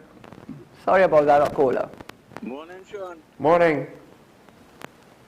Morning, Mr. Shara. Morning. Sean, you know, I called all the other day, boy, and telling all about this set up bush in front by the bush shoot by the hospital in Mount Up. You know, I end up there, and 2 mosquitoes follow me inside the tunnel where they go to take my CT scan. That hospital going and get flooded out with mosquito. Why this young lady, Minister, whatever she named, Kadisha, send the corporation to clean the drain and cut the grass in by the hospital? You want them foreigners to come in Trinidad and see all you create a dump with the grass all over the country, endangering the life of everybody, and all you're calling it a dump, right? Get these corporation people either sound or by you to go and clean the place, and it had to be quick, fast. Carnival right on us already. The nurses and doctors had to be every minute beating mosquito off their skin. What will be taking place with the patients on the bed? Another thing with that hospital, Sean, maintenance crew need to be sent home and bring in Venezuelans to show them how to keep a hospital up the mark. Doors scraping on the tiles. The nurse and them had to be straining themselves to open doors down by the children ward. What kind of thing going on here? If all is the best government we ever see, be the best now until you're ready to send all your home permanently out of the Red House. Mr. Shara, another thing, remember I spoke about the container importers? These are the biggest criminals we have in the country right now. And they're very lucky that their children are getting stray bullets from these AR-15, the cocaine, the marijuana, all these things that they're bringing in. If you know how happy these container importers from all Covas, Shogunas, Sandy Grande, and some of them find themselves down Westmoreans. Don't feel this government and have ministers are amongst them that don't know these people. You know, some of them is their family, you know, but they're not talking about the container attack at all. And I know why. I wouldn't say it on television. It wouldn't be nice. Right? It's some things I heard some years ago when she was in power by Riverline, but let me leave that there. Right, Sean? You don't want to charge on the Sedition Act. Let this lady clean that hospital for me because I feel I might have to go in there for a couple of days. Right? And will it be safe for the carnival? I'm not taking no part. I'll watch it on television. Okay, thank you. Okay, brother. Okay, Mr. Sheriff. Thank you. Thank you. So it might seem, oh, what's the big deal with mosquitoes? Let's not forget, mosquito-transmitted viruses, dengue, Zika, chikungunya. Then technically, if this ever comes up, malaria, yellow fever, West Nile virus. Oh wait, when we have tourists, we could get exposed to things that they might get exposed to. But some of these things we have here already. And if you have something like chikungunya, dengue, you might, feel bad and say, I'll go to a hospital to get myself checked out. And then if there are mosquitoes in a hospital, it lands on you, it bites you, and then it goes and bites other people. And all of a sudden, one chikungunya case turns into 10, 20, 100, because it's a hospital. And then on top of that, it's sick people that go to a hospital, people whose immune systems might be trying to deal with whatever it is they're dealing with. The last thing they want is some other virus on top of that.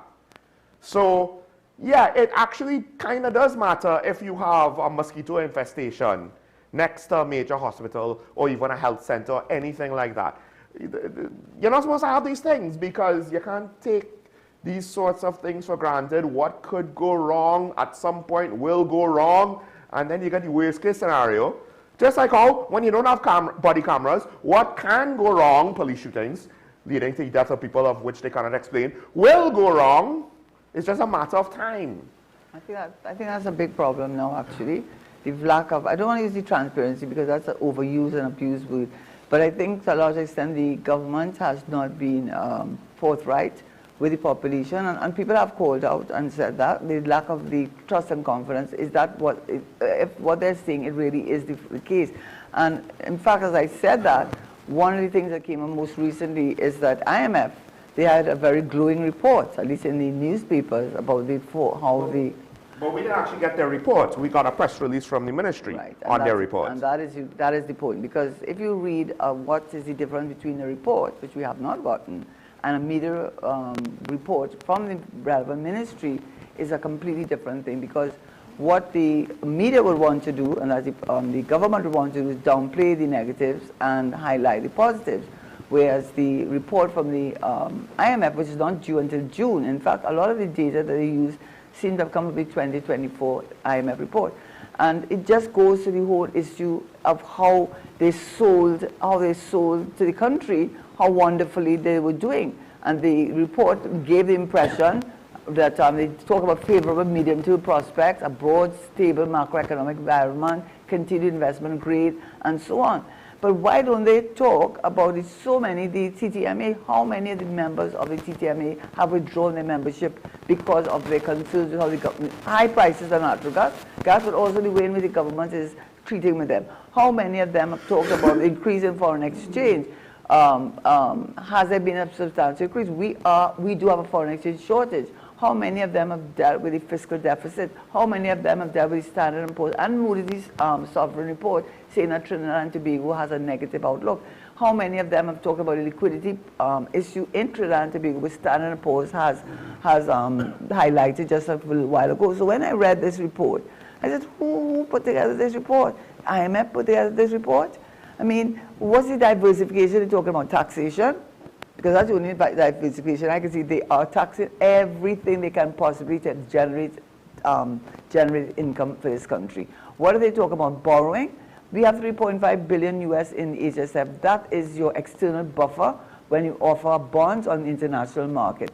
So I found it very strange that the article gave a very glowing report on the state of the economy in Trinidad and Tobago, when in fact much of that is the media from the Ministry of Finance doing a good job of making the population believe that they're on point. And they're not on point, because everything that they have said, there's a counter to that. The look at the things, adequate international reserves. What are we talking about adequate international reserves?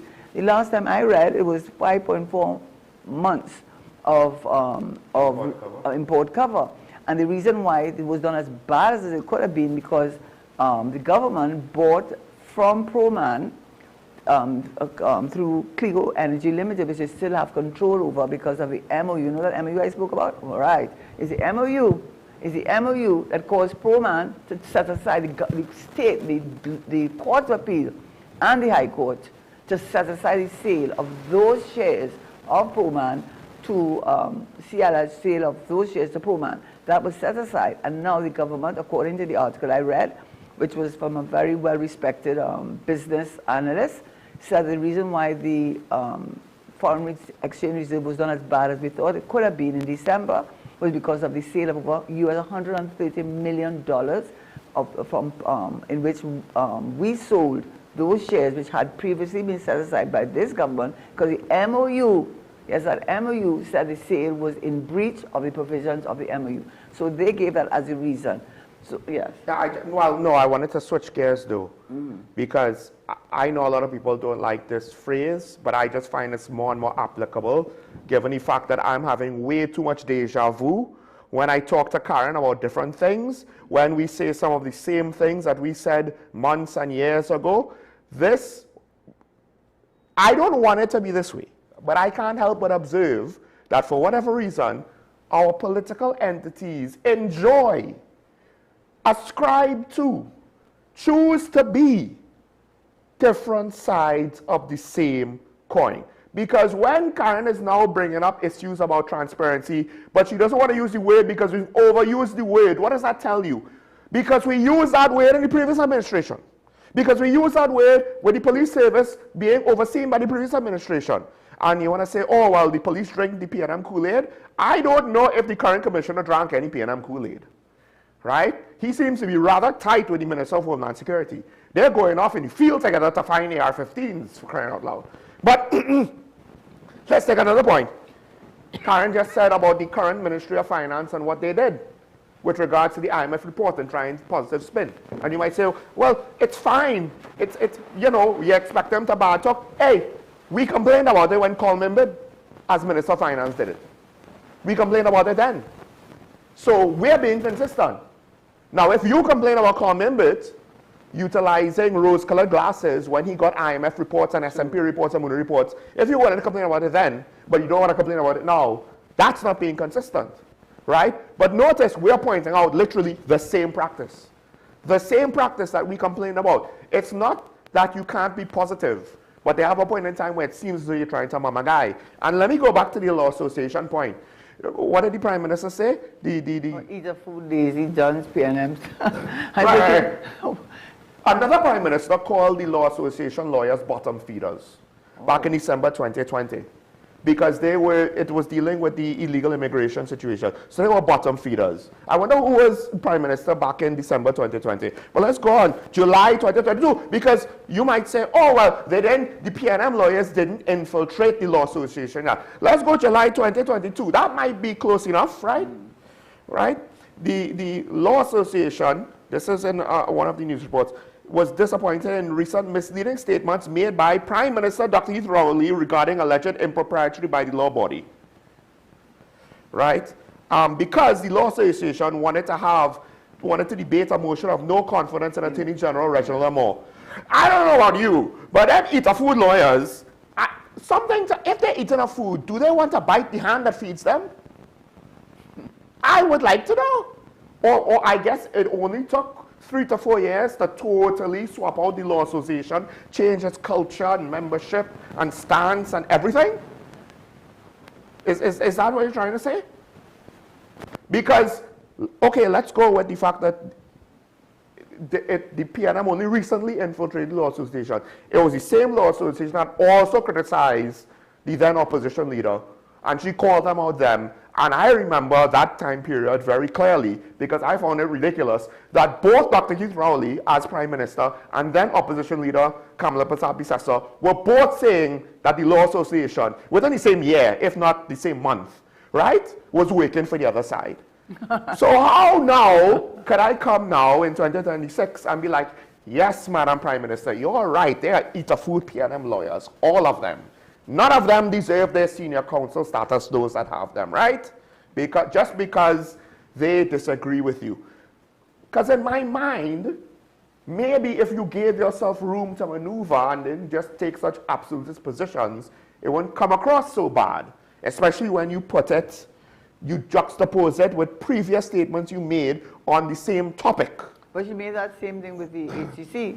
Remember talking about inheritance tax, and that's what the government had intended to impose, inheritance tax. And in fact, what they have done, and the minister wasn't even aware. Maybe he knew. I said that to you, Sean. I said maybe he knew, and he was angry about not being part of the decision making. So he decided, well, I do not know. I'm just saying maybe politics. I hate to say this. We do have a caller, but if it was the HDC that did it themselves, that's not a good look. He's the line minister. If it was other members of cabinet that somehow did it, that's definitely not a good look. But let's not speculate on that. Apparently, he did not know a major decision made by an entity under his ministry. We have Sanfan on the line. Caller, good morning on here. Good morning, Sean. Morning. Good morning, Karen. Morning, morning. Karen, I listened to you this morning, and I think there was even one thing that you forgot to mention or you overlooked. What prompted Justice Frank C. Persad to come out and say to record the police? Mm-hmm. It was Minister Alexander's utterances outside his constituency office when he was talking about bringing law to deal with people who record the police. Mm-hmm. And that prompted the judge to come out and make a public statement.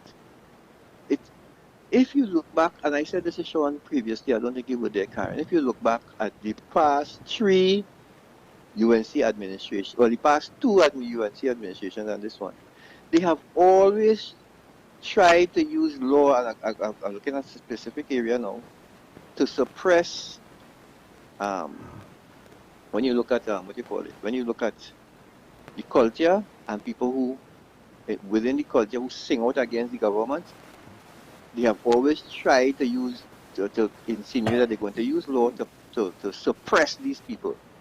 Mr. Maharaj tried it, and Mr. Ram Logan tried it. Never forgot those 2 incidents. It was so bad with Mr. Maharaj. It was so egregious when what he was trying to do that I remember the deceased Prangalang coming on the radio and saying to Mr. Maharaj, "You think if you bring a lawyer, if you bring law, you're going to stop us? We're not going to stop. You can't tell us we can't criticize you, and we put you there." Prangalang said that to Mr. Maharaj on live radio. So this is the pattern, and the pattern has not changed. And it won't change, you know. Ms. Prasad Bisesa is following up on doing the same thing, but I am telling them it will not stop. The people will not cave in the culture. They will not cave in to the government just because you don't like what they're saying. I totally, Mrs. Fernando. It is sad to think. Go ahead. Sorry, Karen? No, you go ahead. I was just agreeing with you wholeheartedly. Go ahead. Yeah, it is sad. It is sad to think that is how they want to approach things. Now, with this loan and special operations bill, Karen, let me say this. This is 2 weeks, I don't know what, 2 weeks since the bill had failed in the upper house. Yeah. So there's no bill. No. And you know, if it is that the government had listened to the opposition and the independents, like what the Attorney General said in the winding up, that they had good points on both sides. You know, if they had sat down in the committee stage and trashed this out, you know, they would have had a bill today. They would have had a bill if they were willing to compromise. There would have been some sort of zone of special operations bill today.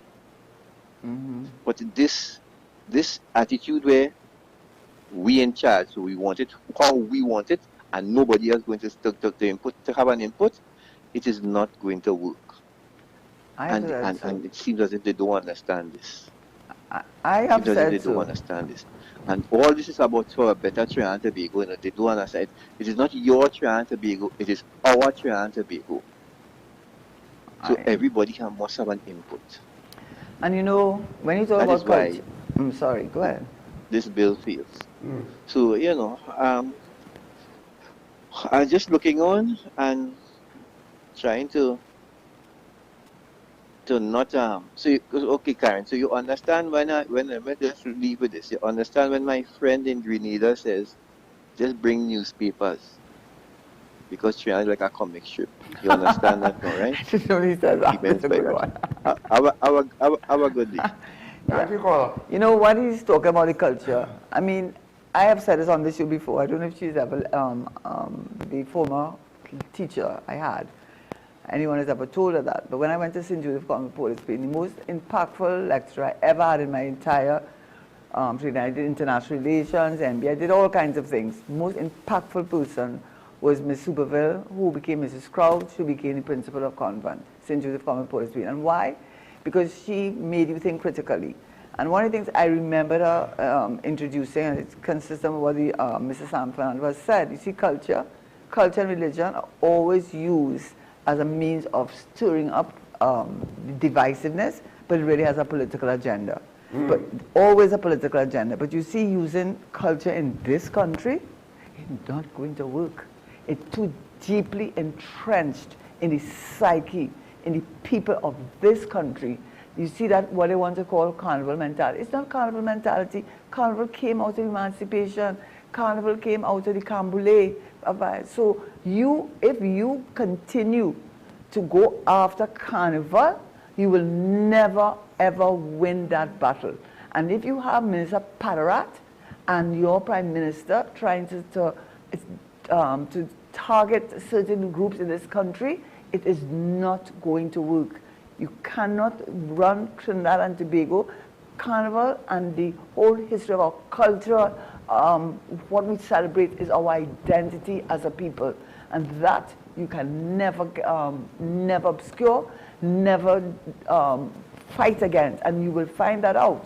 Because even this carnival, in spite of all the things, I'm willing to tie up to end now, you look at this carnival, you see how many people going to the fats?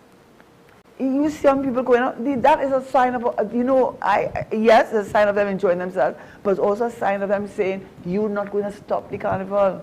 You're not going to stop the steel band. You're not going to stop us from celebrating what is so important to who we are. And I think the Prime Minister and whoever else is advising her, I think they need to step back from that and probably try some other strategy, but that is not going to work in this country. We have a Rima on the line. Last caller, Rima, good morning. You're on here.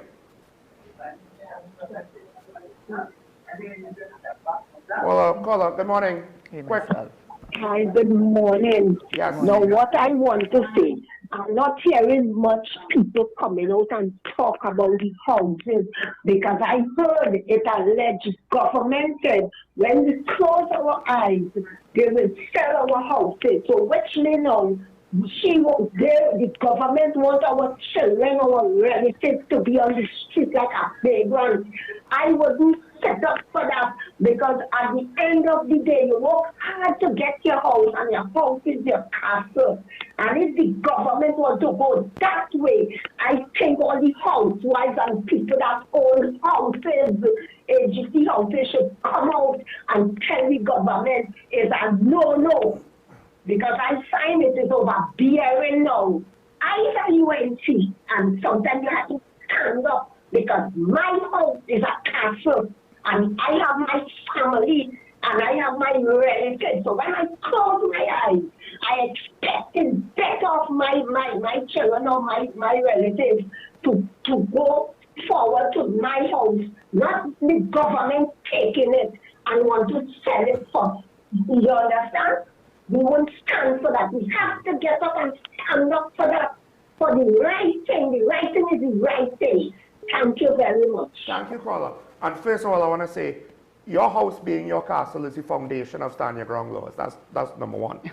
Number two, this is the price you pay for messing around with these transfer and inheritance fees with HDC housing, and you the situation looks like a mess. The minister don't even know what's going on. So whether the lady is correct or not in the sense of, because there may be some sort of penalties where they could confiscate your house. Yes, what it is that when the person dies, whoever owns it and wants to transfer ownership to a family member to inherit it, they have to pay certain inheritance taxes. Right. And if they are unable to do that, then the government can forfeit. Just remember so when you had similar penalties with property tax, and we were like, oh, this is bad, and the current government, when they were in opposition, oh, this wicked tax, and blah, blah, blah, blah, blah, blah.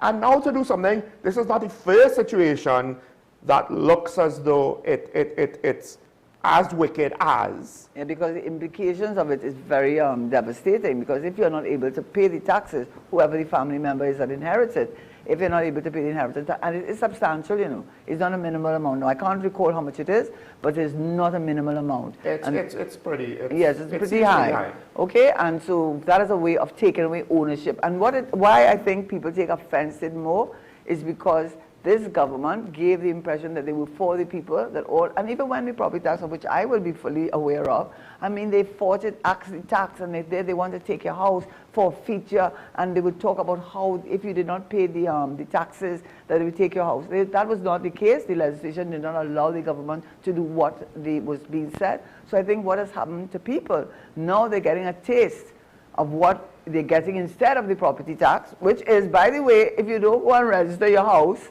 you register the property that you have for $2,500. If you don't, you pay 10 times. Is it something like $25,000 if you fail to register your property that you're renting, which you're probably getting less than $2,500. You're paying something like $25,000 in a fine. This government has, I think, Sean, I think what I really would say is I am not supporting the PNM, I'm not supporting the UNC, but I'm not supporting the NER.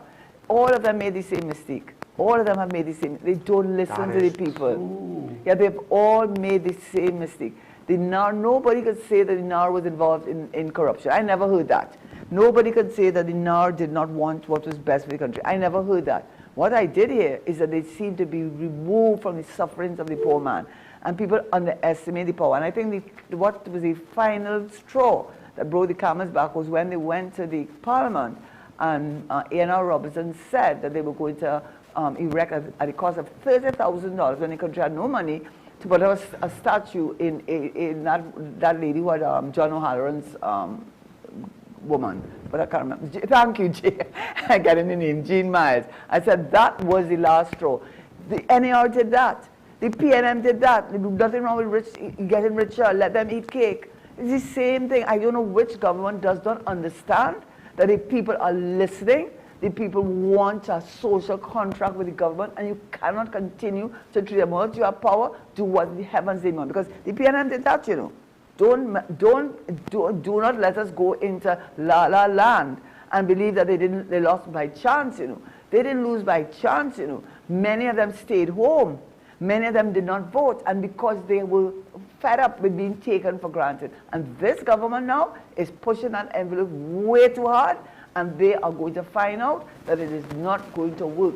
Trinidadians and Tobagonians are not going to be treated with a lack of courtesy, a lack of decency, and that their views do matter. You've got to treat them with respect. Tough times could lead to having to take strict or harsh measures, but without great leadership. And this what Karen just said is to show that time and time again, tough times without great leadership will lead to resentment. Because you could make a case that some of these things is necessary, but the most important thing besides doing what is necessary is explaining why it is necessary so people could buy in, so people could believe in the measure, so people could understand and not have a knee-jerk reaction and vote you out at the nearest, closest, most convenient opportunity because they don't like what's going on, because they don't understand. And this was one of the issues we had with the previous administration. When they did, oh, we have a plan. What's the plan? Doesn't sound like you have much of a plan. And in this case, it doesn't sound like you have much of a plan. It sounds like you're making it up as you go along. So, oh, we have a tax here. Oh, we found somewhere else where we could add a tax. Oh, we have a revitalization plan. What is it? I don't know. We'll tell you when we figure it out. I mean, we have concept art. We don't have, we can't present with figures. We can't present with timelines. We can't present with costs. We can't present with expectations on increase in GDP, increase in jobs. None of that. No, we just have a concept art. Not unlike what the PNM did with Vision 2020 or whatever vision came before that or whatever vision came before that, because now it's Vision 2030. And I guess we'll just keep, and look, a lot of what Mr. Manning wanted to do, financial center, you know, the waterfront, you know, and certain other things with regards, I'm sure he had plans for national security where you could get shades of that here too. So maybe we need to look at Mr. Manning, Brian Manning now and say, all right, we see where you were coming from when you said that. I don't know if you can use Brian, in all due respect. Let's not get... No, because I have No, he pointed out that the revitalization plan looked quite a bit like what Mr. Patrick Manning was planning to do. Yeah, and people kind of... I think that was planned. But, well, right, okay, fair enough. So this is stuff from time immemorial. But the main thing is this. Why is it, again, you've seen the PNM for 10 years do certain things that got them kicked out of office. A lack of transparency in a lot of ways. A lack of accountability in a lot of ways. A lack of leadership. Arrogance too, huh? Arrogance and a level of disconnection from the man on the ground. True. Why is it then that whoever gets into the Red House and whoever forms the government in the Red House, not going to speak to the THA, because I can't necessarily have this strict comparison.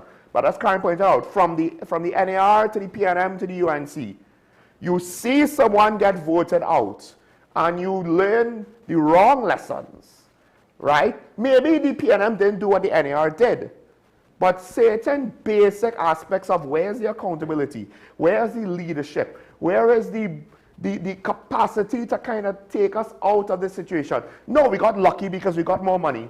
And we spent our way through the decades, the succeeding decades after the NAR. And now we are almost back to when they were in power. And we're right back where we started because we didn't actually learn the lesson. How is it that the current administration could see how the previous one was elected out and say, we're going to repeat some of the things they did? Because we liked that idea. We liked those ways of doing things. Right? And then, of course, now you have well-meaning people who say, don't call them different sides of the same coin. They're not the same. You know what? Even American politics will admit the differences between Republicans and Democrats are very, very minor on a lot of issues. And dare I say how our politicians operate, it's very minor differences on a lot of issues. We have some comments to get through quick. Let's take the comments. Parliament is a zoo now. It's hard to watch. To be fair, it was a zoo for quite some time. To be fair, right? The conduct of this government is poor. To be fair, the conduct of the previous government, before the current AG had a hot mic incident, Stuart Young had a hot mic incident. What am I going to say? Now, with this last comment here, there's a difference with threats and disagreeing, okay, ma'am, okay? And I think this is about the sedition. This is about the person who was charged with sedition. Karen admitted that. Yeah, the problem is we don't know. We don't know. You say threats. Just like how the police commissioner said that there was an exchange of gunfire after the car came to a stop. And yet a video showed that there was no exchange of gunfire. I think, Sean, why I raised that issue, because I knew very well that perhaps you could say it may have been justified. I can't say yay or nay. But what I really wanted to point out, the extent to which this government is committed to have an authoritarian rule, to not to deal with any dissent, is that when the State of Emergency Act had come to an end and they were not sure that they would have gotten a special majority to pass it, when they dealt with the zones of special operation and that failed, they made up their mind that anybody who they were going to silence dissent, whether it's through the Calypso Monarch competition, we are going to find a way to shut you up. And if it's not the SOA, if it's not the zones of special operations, we're going to go as far back as the Sedition Act. And that is what I really wanted to highlight. So we had to take this comment. Hopefully this isn't going to take too long. Let's take the next blurb. Yeah, you supporting this PNM woman on your set. Or the woman that challenged Dr. Rowley in leadership because she didn't like the direction he was leading the party. The commenter is talking about you. What's that about me? This PNM woman on your set. Okay, thank you. Right? Now, so like I said, the person who so didn't like the leadership of Dr. Keith Rowley that she was the only person that decided to challenge him for leadership in the last year. That's point number one. Point number two, with regards to what she just said, she said similar things about Dr. Keith Rowley, about how he bullied the media, about how he bullied, I'm sure when it came up, he probably said how he bullied the Law Association, how he bullied this group, how he bullied that group, how they intimidated the people, how people couldn't speak out under the previous PNM regime, right? She's just being consistent. It's not about being a PNM. It's okay. It's okay. Right? Go back and vote PNM. I mean, and I'm pointing out where the same behavior from both the PNM and the UNC leads to us having the same criticisms, and then you want to come with this. What is the specific point you want to make that proves to you that Karen is biased for the PNM? Right? And then do me a favor. Look at any episode she was on during you don't have to look at much. 1 or 2 max. Last year, not last year, 2024, 2023. Look at any of them and tell me how much love she has for the PNM blindly, unbiasedly, right? Unobjectively. How much blind loyalty and faith and partiality she has for the PNM then, right? As opposed to being quite consistent with the thought process on, this is bad, I'm going to say it's bad, right? It's just that I'm frustrated, not just because it shows a lack of long-term understanding of our positions, right? Because we got the same thing from PNM supporters years ago, saying the same thing about us, the how it's for UNC, right? But also there's the fact that, notice when people make these comments, they don't actually have specifics, which ironically is part of the thing that I'm calling on the government for. Don't say you have a plan and then say, trust us, we have a plan. Everything will all look better. That's what the PNM did for 10 years. And we knew that it was baloney. And in fact, one of the things I came on your program, and the 2 major things that concerned me last year was the Stuart Young issue? Yes. 100%, and they call him in boots. I mean, just the other day, she brought up Stuart Young and what Stuart Young's selection did to the PNM. Me. Like last month. And they're not even in government. Oh gosh, yeah, let's not talk about the Auditor General situation, right? I was so harsh. Anyway, it doesn't matter. That's the entire point of view. In fact, she criticized, the last time she criticized Stuart Young, maybe she should have gone harsher because she could have, but she was being humane. She was not looking to kick a man while he was as far down as he was. Right now, let's take the last comment here. Let's switch gears. I did not take a vow of chastity. Let Jason drink the wine, and let me wine my wine, and my girl wine with the toy. When Scrunter sang the toy, I did not hear Jason saying, it spoiled the Christmas. That's the funny one. That's the vibrator. Yes. Listen, and this is the thing. On some level, adults will adult, right? If you want to tell them they can't be adults, good luck with that. If they're not breaking any laws. No, we did not discuss that. We didn't discuss that. Yeah, but I don't think it's. I do think the what you call it, the Archbishop had a point. How far will we go? What was the next thing? This is the thing. I don't have an issue if he wants to ask how far will we go. Yes. My issue was when he started to say, oh, the government needs to ban this. Yeah, that is true.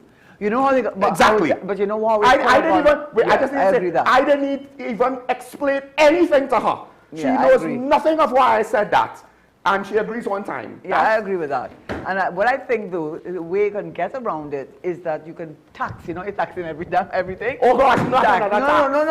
Yeah, because these like tribes, multi-million-dollar enterprises, you know. So what you say, you can bring out, yes, you can have the vibrator, but you pay a tax. Forget the bans, because they're buying it from the distributors and the retailers.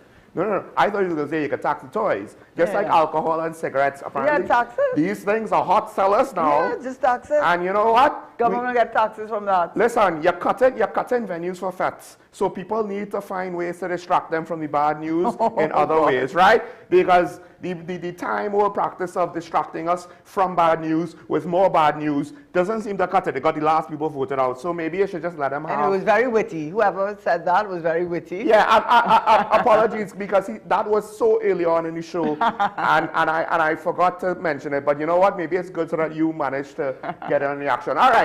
With that said, listen, I don't have an issue with anyone disagreeing with our criticism of the government. You need to actually say, this is why I disagree with this specific criticism of the government, and this is why I think you're wrong. You see, yesterday, Mr. San Fernando, I'll close with this, Mr. San Fernando, and I think it was, oh gosh, why am I forgetting now? Begins with Freeport, I think it was Freeport. They disagreed with the Minister John's position on why the cargo ferry and the Spirit were damaged, right? Yeah. And they debated it. You know what I appreciated in that exchange? They didn't talk about, oh, use just APNM and use just a UNC. No, they had specific things they had to say on the issue. Yes. All for that. Yes. We don't have to agree on everything. But if you want to say, well, Karen is a PNM, that I can't do anything with that. There's no debate there. There's no content. There's no idea to consider. There's no evidence to weigh in on any matter. There's no purpose with that, just to point out your own biases. That's true. To say that we have biases. But as I've gone to ad nauseum from probably since year one, I've had to do this every now and then. We are being consistent. Because if apparently we are against both the PNM and the UNC, because, listen, there are people for 4 years that said we were UNC supporters, anti-PNM. All of a sudden, when the election changed, you mean to tell me we're going to be always biased for the opposition? We have some sick masochism where we'll just always be, you know, unobjective and biased for the opposition for no reason? When we have been criticized about that, the position I have taken, I will continue to take, whoever's in government is making the policies, running this country, and I have to look at what they're doing. All right, I apologize if it sounds like I protest too much. It's just that, I don't know, maybe, again, if you gave us something to chew on, then I wouldn't be so caught up on this. With that said, thanks to the comments, thanks to the callers. Thanks, Karen, for joining me once again. You're welcome. Carnival, that is the Carnival week, is it? Yes, Carnival is next week. You'll be jumping up? No. Yeah, I don't want to get stuck in traffic either. Folks, you will, of course, see me tomorrow. But until then, stay safe. Remember, leaders of the Republic and to each other. Be nice. Please don't speed. Please don't drink and drive right now, as apparently some people did right in front of the police, apparently, on Sunday. Be nice, as I said. Look beyond one's own political biases, just for a little while, maybe, right? But until then, maybe we'll see Karen on Wednesday. We should be having a show. I don't know if Karen will be available on Wednesday, right? But you'll see me tomorrow. Bye-bye.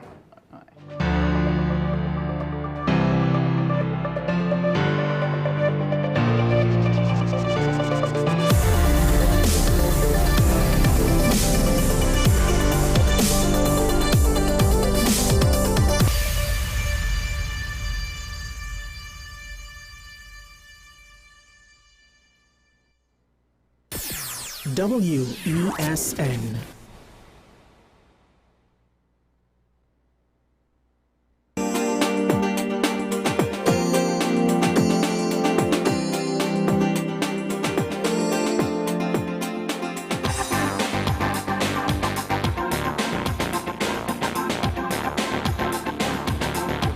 And welcome back to Dollars and Cents. Now, in this episode, I would like to talk about a topic that is very dear to me, the topic of financial literacy.